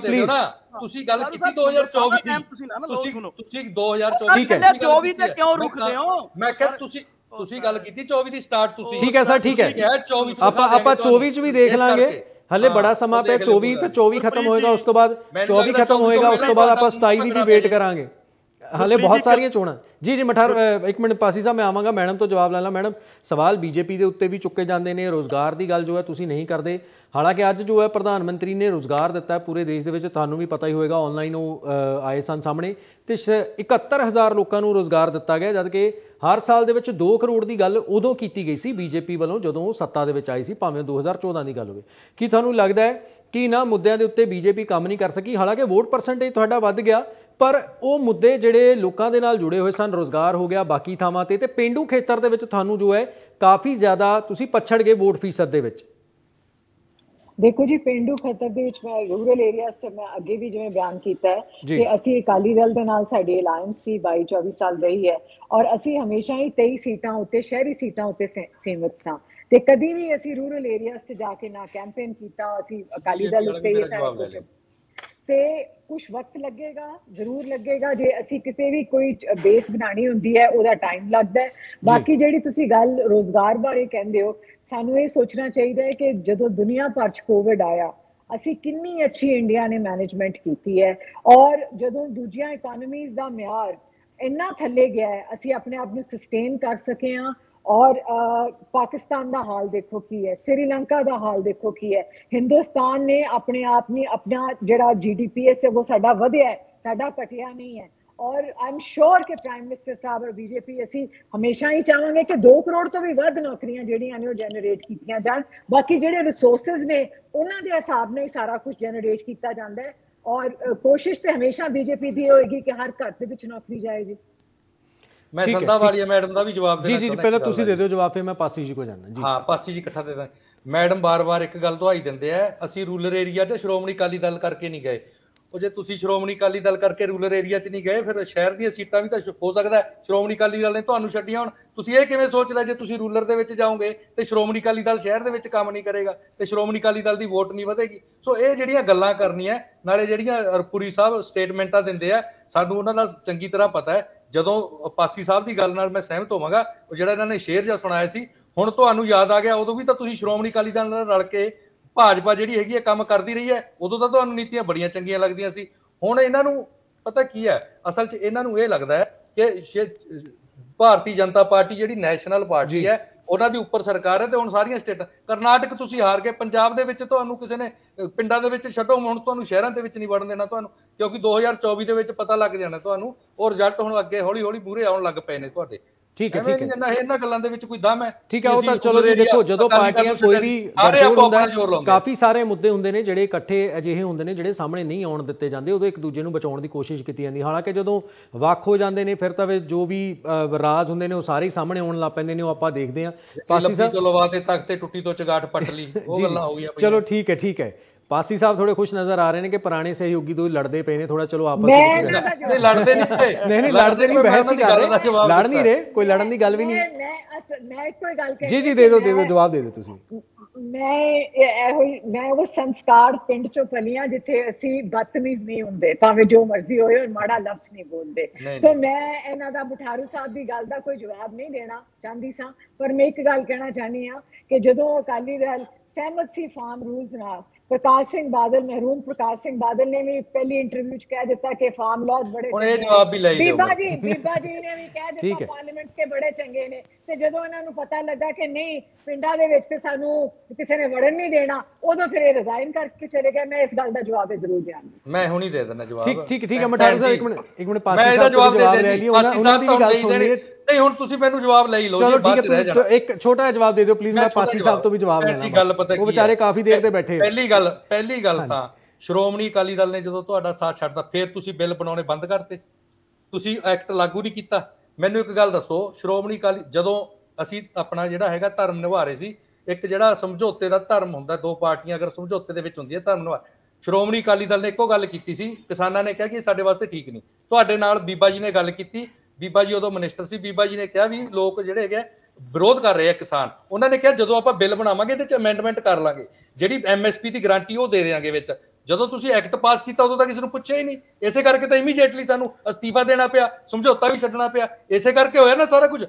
ਸ਼੍ਰੋਮਣੀ ਅਕਾਲੀ ਦਲ ਤਾਂ ਪੰਜਾਬ ਦੇ ਨਾਲ ਹੀ ਕਰਨਾ ਸੀ, ਤੁਹਾਡੇ ਨਾਲ ਥੋੜੋ ਕਰਨਾ ਸੀ। ਠੀਕ ਹੈ ਮਠਾਰੂ ਸਾਹਿਬ, ਧਰਮ ਜਿਹੜਾ ਹੈਗਾ, ਜਿਹੜਾ ਸਮਝੌਤੇ ਦਾ ਧਰਮ ਬੀਜੇਪੀ ਨੇ ਨਹੀਂ ਨਿਭਾਇਆ। ਠੀਕ ਹੈ ਸਰ, ਠੀਕ ਹੈ ਪੰਜਾਬ ਦੀ ਗੱਲ ਤੁਹਾਡੇ ਕੋਲੇ ਠੀਕ ਹੈ ਸਰ, ਉਹਨਾਂ ਦਾ ਵੀ ਜਵਾਬ ਲੈ ਲਈਏ। ਪਾਸੀ ਸਾਹਿਬ, ਇੱਕ ਤਾਂ ਚਲੋ ਜਿਹੜੀ ਗੱਲ ਪੂਰੀ ਸਾਹਿਬ ਵੀ ਕਹਿ ਰਹੇ ਸਨ, ਤੁਸੀਂ ਵੀ ਕਹਿ ਰਹੇ ਸੀਗੇ, ਤੁਹਾਡੇ ਲਈ ਵੀ ਰਾਹ ਦੀ ਖਬਰ ਹੈ ਕਿ ਦੋਨੋਂ ਇਕੱਠੇ ਨਹੀਂ ਹੋਣਗੇ, ਜੋ ਇਹਨਾਂ ਦੀਆਂ ਗੱਲਾਂ ਤੋਂ ਹੱਲੇ ਤੱਕ ਨਜ਼ਰ ਆ ਰਿਹਾ 2024 ਦੇ ਵਿੱਚ। ਤੁਸੀਂ 2024 ਦੀ ਰਾਹ ਕਿਵੇਂ ਦੇਖਦੇ ਹੋ?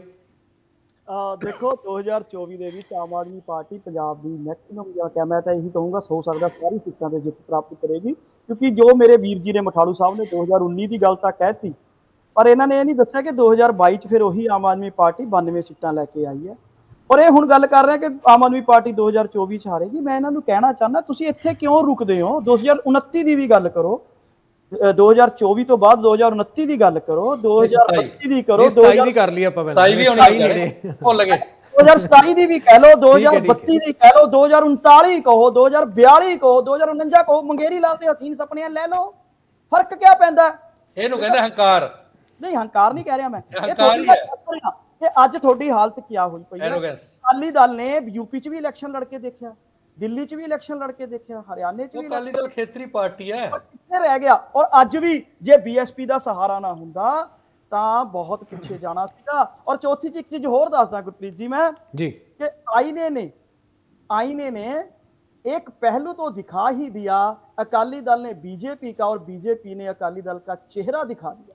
कारण क्या है? हुण रोजगार की तुसी गल कीती आ, प्रधानमंत्री जी अनाउंस कर रहे हैं जिथे आबादी 140 करोड़ होवे उत्थे 71,000 नौकरियां की गल कर रहे हैं, जिथे 2 करोड़ नौकरियां हर साल देनियां सी, जिथे 4 तो 4.5 करोड़ नौजवान हर साल बेरोजगार हुंदा है, बेरोजगारी रोजगार लिए मंगदा है, उत्थे तुसीं 71,000 ऊंट के मुंह च जीरा।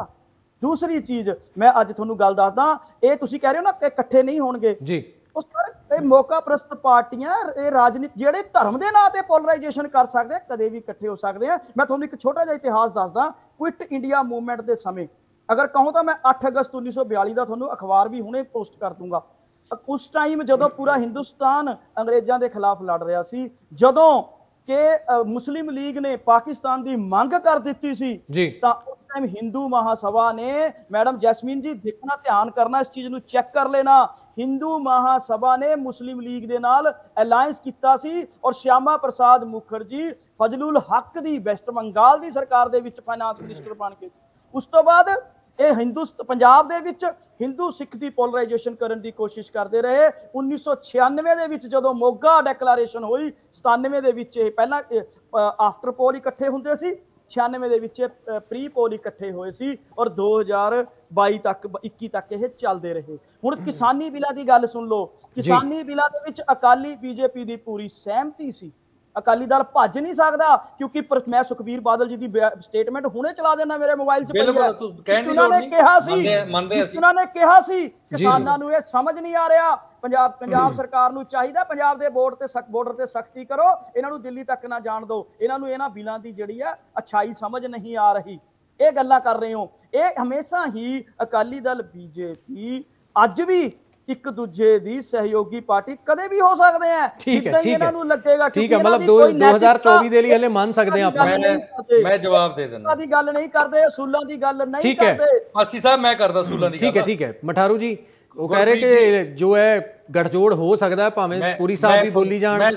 ਮੈਂ ਦੱਸ ਇਹ ਜਿਹੜਾ ਇਹ ਭਾਈਚਾਰਕ ਸਾਂਝ ਵਾਲੀ ਗੱਲ ਕਰਦੇ, ਸਮਝੌਤਾ ਹੋਇਆ ਸੀ ਅਟਲ ਬਿਹਾਰੀ ਵਾਜਪੇਈ ਨਾਲ। ਕਾਂਗਰਸ ਨੇ ਉਦੋਂ ਪੰਜਾਬ ਦੇ ਜਿਹੜੇ ਆਪਣੇ ਸਿੱਖਿਜ਼ਮ ਸੀ ਉਹਨੂੰ ਇੰਨਾ ਬਦਨਾਮ ਕਰਤਾ ਸੀ ਕਿ ਪੱਗ ਵਾਲੇ ਬੰਦੇ ਨੂੰ ਅੱਤਵਾਦੀ ਸਮਝਣ ਲੱਗ ਗਏ ਸੀ ਪੂਰੇ ਦੇਸ਼ ਦੇ ਵਿੱਚ। ਉਸ ਨੂੰ ਜਿਹੜਾ ਧੋਣ ਵਾਸਤੇ ਅਟਲ ਬਿਹਾਰੀ ਵਾਜਪੇਈ ਨਾਲ ਬਾਦਲ ਸਾਹਿਬ ਨੇ ਸਮਝੌਤਾ ਕੀਤਾ ਸੀ ਕਿ ਹਿੰਦੂ ਸਿੱਖ ਸਾਂਝ ਕਰਕੇ, ਔਰ ਦਿੱਲੀ ਦੇ ਤੱਕ ਗੱਲ ਗਈ, ਦਿੱਲੀ ਤੋਂ ਸਾਰੇ ਦੇਸ਼ ਦੇ ਵਿੱਚ ਗੱਲ ਗਈ। ਇਹਦਾ ਫੈਕਟ ਵੀ ਦਿਖਿਆ ਔਰ ਸਿੱਖਾਂ ਦੀ ਰਿਸਪੈਕਟ ਵੀ ਬਣੀ, ਉਹ ਆਪਾਂ ਦੇਖਿਆ। ਉਸ ਤੋਂ ਬਾਅਦ ਇਹਨਾਂ ਨੇ ਦੁਬਾਰਾ ਬਦਨਾਮ, ਜਿਹੜੀ ਗੱਲ ਛੱਜ ਤੋਂ ਬੋਲੇ ਛਾਨਣੀ ਕੀ ਬੋਲੇ।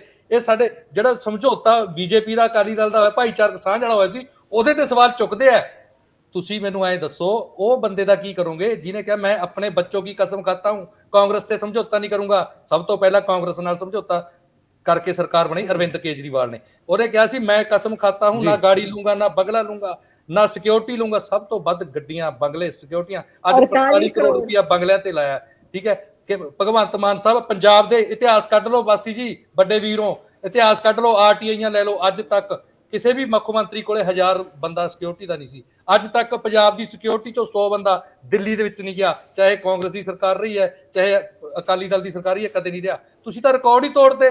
ਸਹੁੰਆਂ ਖਾ ਕੇ ਸਾਡੇ ਮਾਣਯੋਗ ਮੁੱਖ ਮੰਤਰੀ ਸਾਹਿਬ ਤਾਂ ਸ਼ਰਾਬ ਛੱਡਣ ਪਿੱਛੇ ਮਾਂ ਦੀ ਸਹੁੰ ਖਾ ਗਏ। ਉਹ ਤੁਸੀਂ ਲੋਕ ਜਿਹੜੇ ਯਾਰ ਤੁਸੀਂ ਸਾਡੇ ਤੇ ਸਵਾਲ ਚੁੱਕੋਗੇ, ਜਿਹੜੇ ਲੋਕ ਸਹੁੰਆਂ ਖਾ ਕੇ ਉਹ ਸਹੁੰਆਂ ਤੋਂ ਮੁੱਕਰ ਕੇ ਸਮਝੌਤੇ ਕਰਦੇ ਹੋ, ਬੱਚਿਆਂ ਦੇ ਸਿਰ ਤੇ ਹੱਥ ਰੱਖ ਕੇ ਕਾਂਗਰਸ ਨਾਲ ਸਮਝੌਤਾ ਕੀਤਾ। ਤੁਸੀਂ ਇੱਕ ਦੂਸਰੇ ਭਾਈਚਾਰਕ ਸਾਂਝ ਦੇ ਸਮਝੌਤੇ, ਇਹ ਇਕੱਠੇ ਨੇ। ਫਿਰ ਅਸੀਂ ਕਿਵੇਂ ਯਕੀਨ ਕਰ ਲਈਏ ਕਿ ਤੁਸੀਂ ਜਿਹੜੇ ਹੈਗੇ ਹੋ ਕਾਂਗਰਸ ਨਾਲ ਜਾਂ ਕਿਸੇ ਨਾਲ ਹੋਰ ਨਾਲ ਮਿਲ ਕੇ ਨਹੀਂ ਚੱਲ ਰਹੇ, ਬੀਜੇਪੀ ਨਾਲ ਮਿਲ ਕੇ ਨਹੀਂ ਚੱਲ ਰਹੇ? ਉਹਨੂੰ ਭਾਈਚਾਰਕ ਸੁਣ ਲਓ, ਜਵਾਬ ਦੇ ਲਓ। ਤੁਹਾਡੇ ਤਾਂ ਅਰਵਿੰਦ ਕੇਜਰੀਵਾਲ, ਠੀਕ ਹੈ ਸਮਾਂ ਪੂਰਾ ਸਵਾਲ ਸੁਣ ਲਓ। ਤੁਹਾਡੇ ਤਾਂ ਅਰਵਿੰਦ ਕੇਜਰੀਵਾਲ ਸਾਹਿਬ ਨੇ ਕਹਿ ਕੇ ਇਹ ਗੱਲ ਕੀਤੀ ਕਿ ਅਸੀਂ ਜਿਹੜਾ ਅੰਮ੍ਰਿਤਪਾਲ ਦਾ ਰੌਲਾ ਸੀ, ਅਸੀਂ ਮਿਲ ਕੇ ਆਪਰੇਸ਼ਨ ਕੀਤਾ ਸਾਰਾ ਦਿੱਲੀ ਨਾਲ, ਸਾਰੇ ਕੰਮ ਅਸੀਂ ਦਿੱਲੀ ਨਾਲ ਮਿਲ ਕੇ ਕਰਦੇ ਆਂ, ਕਹਿੰਦੇ ਆ, ਮੰਨਦੇ ਅਰਵਿੰਦ ਕੇਜਰੀਵਾਲ। ਖੁਦ ਕਿਹਾ ਉਹਨਾਂ ਨੇ, ਮੈਂ ਤਾਂ ਖੁਦ ਜਨਸੰਘੀ ਰਹਾ ਹੂੰ। ਹੋਰ ਦੱਸੋ ਕਿੱਥੇ ਜਾ ਕੇ ਖੜਦੀ ਹੈ ਤੁਹਾਡੀ ਗੱਲ? ਦੂਜਿਆਂ ਦੇ ਯਾਰ ਤੁਸੀਂ ਉਂਗਲ ਮਿੰਟ 'ਚ ਚੱਕਦੇ ਨੇ, ਆਪਣੇ ਗੇਰੇਵਾਨ ਵਾਲੀ ਵੀ ਚੱਕਿਆ ਕਰੋ ਮਾੜਾ ਮੋਟਾ। ਠੀਕ ਹੈ, ਜਵਾਬ ਦੇਣਾ ਚਾਹ ਰਿਹਾ। ਠੀਕ ਹੈ, ਪਰ ਸਵਾਲ ਇਹੀ ਹੈ ਪਾਸੀ ਸਾਹਿਬ, ਕੁੱਲ ਮਿਲਾ ਕੇ ਗੱਲ ਕੀਤੀ ਜਾਏ, ਸਵਾਲ ਇਹੀ ਹੈ, ਅਸੂਲਾਂ ਦੀ ਗੱਲ ਹੁੰਦੀ ਹੈ ਤੇ ਜਦੋਂ ਸਿਆਸਤ ਦੇ ਵਿੱਚ ਦੇਖਿਆ ਜਾਵੇ ਕਿਸੇ ਨੂੰ ਵੀ ਮੌਕਾ ਮਿਲਦਾ ਉਹ ਪਿੱਛੇ ਨਹੀਂ ਹਟਦਾ ਹੈਗਾ। ਮੈਂ ਤੁਹਾਨੂੰ ਦੱਸ ਰਿਹਾ। ਪਹਿਲੀ ਚੀਜ਼ ਇਹ ਦੇਖੋ ਕਿ ਜੇ ਦਿੱਲੀ 'ਚ ਸਾਡਾ ਸਮਝੌਤਾ ਹੋਇਆ ਸੀ, ਜਿੱਦਾਂ ਹੀ ਕਾਂਗਰਸ ਨੇ ਆਪਣੀ ਗਲਤ ਨੀਤੀਆਂ ਚਲਾਉਣ ਦੀ ਕੋਸ਼ਿਸ਼ ਕੀਤੀ, ਮੁੱਖ ਮੰਤਰੀ ਤਾਂ ਕੇਜਰੀਵਾਲ ਜੀ ਸੀ ਨਾ, ਮਿੰਟ ਤੋਂ ਪਹਿਲਾਂ ਅਸਤੀਫਾ ਦਿੱਤਾ। 49 ਦਿਨਾਂ ਦੇ ਵਿੱਚ ਆਪਣੀ ਸਰਕਾਰ ਤੋਂ ਅਸਤੀਫਾ ਅਸੀਂ ਵੀ ਤਾਂ ਅਸਤੀਫਾ ਦਿੱਤਾ ਨਹੀਂ ਦਿੱਤਾ। ਤੁਸੀਂ ਪਹਿਲਾਂ ਸਮਰਥਨ ਕੀਤਾ, ਤੁਸੀਂ ਪਹਿਲਾਂ ਸਮਰਥਨ ਕੀਤਾ। ਜਦੋਂ ਤੁਹਾਡਾ ਪਿੰਡਾਂ 'ਚ ਵੜਨਾ ਬੰਦ ਹੋਣ ਲੱਗਾ, ਉਦੋਂ ਤੁਸੀਂ ਇਹ ਡਰਾਮਾ ਰਚਿਆ। ਔਰ ਤੀਸਰੀ ਚੀਜ਼ ਸੁਣ ਲਓ, ਕੋਈ ਹਿੰਦੂ ਸਿੱਖ ਭਾਈਚਾਰਕ ਸਾਂਝ ਲਈ ਸਮਝੌਤਾ ਨਹੀਂ ਸੀ। ਇਹ ਸੱਤਾ ਹਥਿਆਉਣ ਦੇ ਲਈ ਉਹਨਾਂ ਪਾਰਟੀਆਂ ਦਾ ਸਮਝੌਤਾ ਸੀ ਜੋ ਪਹਿਲਾਂ ਪੰਜਾਬ ਦੇ ਵਿੱਚ ਹਿੰਦੂ ਸਿੱਖ ਅਲੱਗ-ਅਲੱਗ ਦੀ ਗੱਲ ਕਰਦੀਆਂ ਸੀ, ਫਿਰ ਪੋਲਰਾਈਜੇਸ਼ਨ, ਫਿਰ ਵੋਟਾਂ ਦੇ ਲਈ ਗੱਲ ਕੀਤੀ। ਚੌਥੀ ਚੀਜ਼ ਗੁਰਪ੍ਰੀਤ ਜੀ, ਇਹੀ ਕੂੜ ਪ੍ਰਚਾਰ। ਇਹ ਅੱਜ ਬੰਗਲੇ ਦੀ ਗੱਲ ਕਰਦੇ ਆ ਤਾਂ ਮੈਂ ਦੱਸਣਾ ਚਾਹੁੰਦਾ, ਪ੍ਰਧਾਨ ਮੰਤਰੀ ਨਿਵਾਸ ਤੇ 540 ਕਰੋੜ ਤੋਂ ਉੱਪਰ ਦਾ ਖਰਚਾ ਆ ਰਿਹਾ ਹੈ। 540 ਕਰੋੜ ਤੋਂ ਉੱਪਰ। ਔਰ ਰਾਘਵ ਚੱਡਾ ਨੇ ਕਲੀਅਰ ਦੱਸਦਾ ਜੀ, ਰਾਘਵ ਚੱਡਾ ਜੀ ਨੇ, ਕਿ ਕਿਉਂ ਇਹ ਨਵਾਂ ਬੰਗਲਾ ਬਣਾਉਣਾ ਪਿਆ। ਇਹੀ ਕੂੜ ਪ੍ਰਚਾਰ ਜਲੰਧਰ ਇਹਨਾਂ ਦਾ ਨਕਾਰ ਚੁੱਕਿਆ।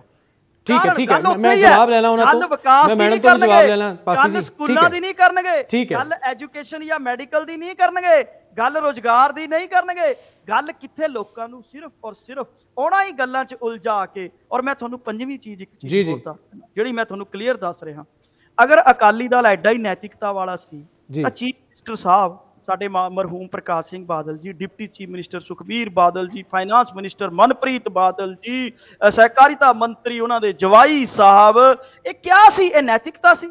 ਔਰ ਜਿਹੜੀ ਬੀਜੇਪੀ ਅੱਜ ਸਵਾਲ ਚੱਕ ਰਹੀ ਹੈ, ਉਸ ਟਾਈਮ ਕਹਿੰਦੀ ਸੀ ਸਾਨੂੰ ਬਸ ਆਹ ਮਿਨਿਸਟਰੀ ਦੇ ਦਿਓ, ਅਸੀਂ ਖੁਸ਼ ਹਾਂ। ਠੀਕ ਹੈ, ਉਹਨਾਂ ਦਾ ਜਵਾਬ ਲੈ ਲਈਏ। ਬਿਲਕੁਲ ਛੋਟਾ ਜਵਾਬ, ਸਮਾਂ ਘੱਟ ਹੈ। ਬਿਲਕੁਲ ਬਹੁਤ ਘੱਟ ਸਮਾਂ, ਜੈਸਮੀਨ ਜੀ ਮੈਨੂੰ 1 ਮਿੰਟ ਦੇ ਦਿਓ, 1 ਮਿੰਟ ਦੇ ਦਿਓ ਬਸ। ਸਰ 1 ਮਿੰਟ ਤੋਂ ਵੀ ਘੱਟ ਸਮਾਂ ਮੇਰੇ ਕੋਲ, ਮੈਂ ਉਹਨਾਂ ਦਾ ਜਵਾਬ ਲੈ ਲਾਂ ਪਲੀਜ਼ ਸਰ। ਪਾਸੀ ਜੀ ਪਲੀਜ਼। ਜੈਸਮੀਨ ਜੀ, ਸਵਾਲ ਤੁਹਾਡੇ ਤੇ ਵੀ ਨਹੀਂ, ਹੁਣ ਭਾਵੇਂ ਤੁਸੀਂ ਆਪਣੇ ਆਪ ਨੂੰ ਵਿਚਾਰਾ ਸਾਬਤ ਕਰਨ ਦੀ ਕੋਸ਼ਿਸ਼ ਕਰ ਰਹੇ ਹੋ, ਪਰ ਉਸ ਵੇਲੇ ਉਹ ਕਹਿ ਰਹੇ ਕਿ ਜੋ ਵੀ ਤੁਹਾਨੂੰ ਮਿਲਦਾ ਹੈ ਤੁਸੀਂ ਕਹਿੰਦੇ ਠੀਕ ਹੈ ਚਲੋ ਜੀ, ਸੱਤਾ ਤਾਂ ਮਿਲੀ ਸਾਨੂੰ। ਨਹੀਂ ਜੀ ਨਹੀਂ, ਜੇ ਅਸੀਂ 23 ਸੀਟਾਂ ਦੇ ਉੱਤੇ ਲੜਦੇ ਸਾਂ ਤੇ ਫਿਰ ਉਸ ਪ੍ਰਪੋਰਸ਼ਨ ਦੇ ਨਾਲ ਹੀ ਸਾਨੂੰ ਮਿਨਿਸਟਰਸ਼ਿਪਸ ਮਿਲ ਗਿਆ ਸਾਂ। ਮੈਂ ਇਹਨਾਂ ਵਾਂਗਰ ਲੰਬੀ ਗੱਲ ਨਹੀਂ ਕਰਨਾ ਚਾਹੁੰਦੀ, ਪਰ ਮੈਂ ਇਹ ਕਹਾਂਗੀ ਕਿ ਜੇ 117 ਸੀਟਾਂ ਦੇ ਵਿੱਚ 23 ਸੀਟਾਂ ਤੇ ਬੀਜੇਪੀ ਲੜਦੀ ਸੀ ਤੇ ਉਸ ਹਿਸਾਬ ਨਾਲ ਹੀ ਸਾਨੂੰ 2 ਜਾਂ 3 ਮਿਨਿਸਟਰਸ਼ਿਪਸ ਮਿਲਦੀਆਂ ਸਨ, ਔਰ ਅਸੀਂ ਇੱਕ ਬੜੀ ਰਿਸਪੌਂਸਿਬਲ ਔਰ ਬੜੀ ਦਲੇਰੀ ਔਰ ਵੱਡੇ ਦਿਲ ਦੇ ਨਾਲ ਹਿੰਦੂ ਸਿੱਖ ਏਕਤਾ ਦੇ ਉੱਤੇ ਖੜੇ ਰਹੇ ਹਾਂ। ਇਹ ਹੁਣ ਜੋ ਮਰਜ਼ੀ ਕਹਿਣ, ਅਸੀਂ ਇਹ ਨਹੀਂ ਭੁੱਲ ਸਕਦੇ ਕਿ ਅੱਜ ਤੋਂ 30 ਵਰੇ ਪਹਿਲਾਂ ਪੰਜਾਬ ਦੇ ਕੀ ਹਾਲਾਤ ਸਨ। ਅਸੀਂ ਇੱਕਦਮ ਆਪ ਭੁੱਲ ਗਏ ਹੈ ਕਿ ਪੰਜਾਬ ਕਿਵੇਂ ਸੜਨ ਡਿਆ ਸੀ, ਕਿਵੇਂ ਅਸੀਂ ਬਲਣ ਡਿਆ ਸਾਂ, ਕਿਵੇਂ ਸਾਡੇ ਬੱਚੇ ਮਰ ਰਹੇ ਸਨ, ਔਰ ਕਿਵੇਂ ਉਹ 1984 ਤੋਂ ਪਹਿਲਾਂ ਕੀ ਸਾਡਾ ਫੇਸ ਸੀ। ਅੰਮ੍ਰਿਤਪਾਲ ਦਾ ਹੀ ਤੁਸੀਂ ਦੇਖ ਲਓ ਕਿ ਹੁਣ ਕੀ ਹੋਇਆ। ਸੋ ਹਿੰਦੂ ਸਿੱਖ ਏਕਤਾ ਲਈ ਅਕਾਲੀ ਦਲ ਔਰ ਬੀਜੇਪੀ ਨੇ ਬੜਾ ਕੰਮ ਕੀਤਾ ਹੈ ਪੰਜਾਬ ਦੇ ਵਿੱਚ, ਔਰ ਉਹਨੂੰ ਅਸੀਂ ਵਾਸ਼ ਅਵੇ ਨਹੀਂ ਕਰ ਸਕਦੇ। ਠੀਕ ਹੈ, ਮੈਂ ਤੁਹਾਡੇ ਸਾਰੇ ਮਹਿਮਾਨਾਂ ਤੋਂ ਮਾਫੀ ਚਾਹਾਂਗਾ, ਸਮਾਂ ਇਜਾਜ਼ਤ ਨਹੀਂ ਦਿੰਦਾ। ਪਾਸੀ ਜੀ, ਜੈਸਮੀਨ ਜੀ ਤੇ ਮਠਾਰੂ ਜੀ, ਤੁਸੀਂ ਸਾਡੇ ਨਾਲ ਅੱਜ ਦੀ ਇਸ ਚਰਚਾ ਜੁੜੇ, ਤੁਹਾਡਾ ਬਹੁਤ ਧੰਨਵਾਦ। ਸੋ ਲਗਾਤਾਰ ਇਹੀ ਸਵਾਲ ਕੀਤੇ ਜਾ ਰਹੇ ਨੇ, ਹਾਕਮ ਧਿਰ ਇਹੀ ਕਹਿ ਰਹੀ ਹੈ ਕਿ ਅਸੀਂ ਜੋ ਹੈ ਮੁੱਦਿਆਂ ਦੇ ਉੱਤੇ ਜੋ ਹੈ ਸਿਆਸਤ ਕਰ ਰਹੇ ਹਾਂ, ਮੁੱਦਿਆਂ ਦੇ ਉੱਤੇ ਜਾ ਕੇ ਲੋਕਾਂ ਦੇ ਕੋਲੋਂ ਦੀ ਵੋਟਾਂ ਮੰਗੀਆਂ ਨੇ, ਤੇ 2024 ਦੇ ਵਿੱਚ ਵੀ ਅਸੀਂ ਜਿਹੜੇ ਕੰਮ ਕੀਤੇ ਨੇ ਤੇ ਆਉਣ ਵਾਲੇ ਸਮੇਂ ਦੇ ਵਿੱਚ ਜਿਹੜੇ ਕੰਮ ਕਰਾਂਗੇ ਉਹਨਾਂ ਦੇ ਆਧਾਰ ਤੇ ਸਾਡੇ ਵੱਲੋਂ ਜੋ ਹੈ ਲੋਕਾਂ ਤੋਂ ਵੋਟਾਂ ਮੰਗੀਆਂ ਜਾਣਗੀਆਂ। ਜਦਕਿ ਵਿਰੋਧੀ ਧਿਰਾਂ ਇਹ ਕਹਿ ਰਹੀਆਂ ਨੇ ਕਿ ਮੁੱਦਿਆਂ ਦੇ ਉੱਤੇ ਚੋਣ ਹੀ ਨਹੀਂ ਹੋਈ ਹੈ, ਇਹਨਾਂ ਦੇ ਵਿੱਚ ਧਮਕਾਇਆ ਗਿਆ, ਸਰਕਾਰੀ ਮਸ਼ੀਨਰੀ ਦੀ ਦੁਰਵਰਤੋਂ ਕੀਤੀ ਗਈ ਤੇ ਗਰੰਟੀਆਂ ਜੋ ਸਰਕਾਰ ਕਹਿ ਰਹੀ ਹੈ ਅਸੀਂ ਪੂਰੀਆਂ ਕੀਤੀਆਂ ਨੇ, ਉਹ ਅੱਧੀਆਂ ਅਧੂਰੀਆਂ ਨੇ। ਹਾਲਾਂਕਿ ਜਨਤਾ ਹੈ ਸਭ ਜਾਣਦੀ ਹੈ ਕਿ ਕਿੰਨੀਆਂ ਗਰੰਟੀਆਂ ਪੂਰੀਆਂ ਹੋਈਆਂ ਨੇ, ਕਿੰਨੀਆਂ ਨਹੀਂ ਹੋਈਆਂ ਨੇ ਤੇ ਕਿਹੜੇ ਮੁੱਦਿਆਂ ਦੇ ਉੱਤੇ ਲੋਕਾਂ ਨੇ ਜੋ ਹੈ ਉਹ ਵੋਟ ਦਿੱਤਾ ਹੈ। ਖੈਰ, ਅੱਜ ਦੀ ਇਸ ਪੇਸ਼ਕਸ਼ ਦੇ ਵਿੱਚ ਇੰਨਾ ਹੀ। ਮੈਨੂੰ ਦਿਓ ਇਜਾਜ਼ਤ। ਧੰਨਵਾਦ।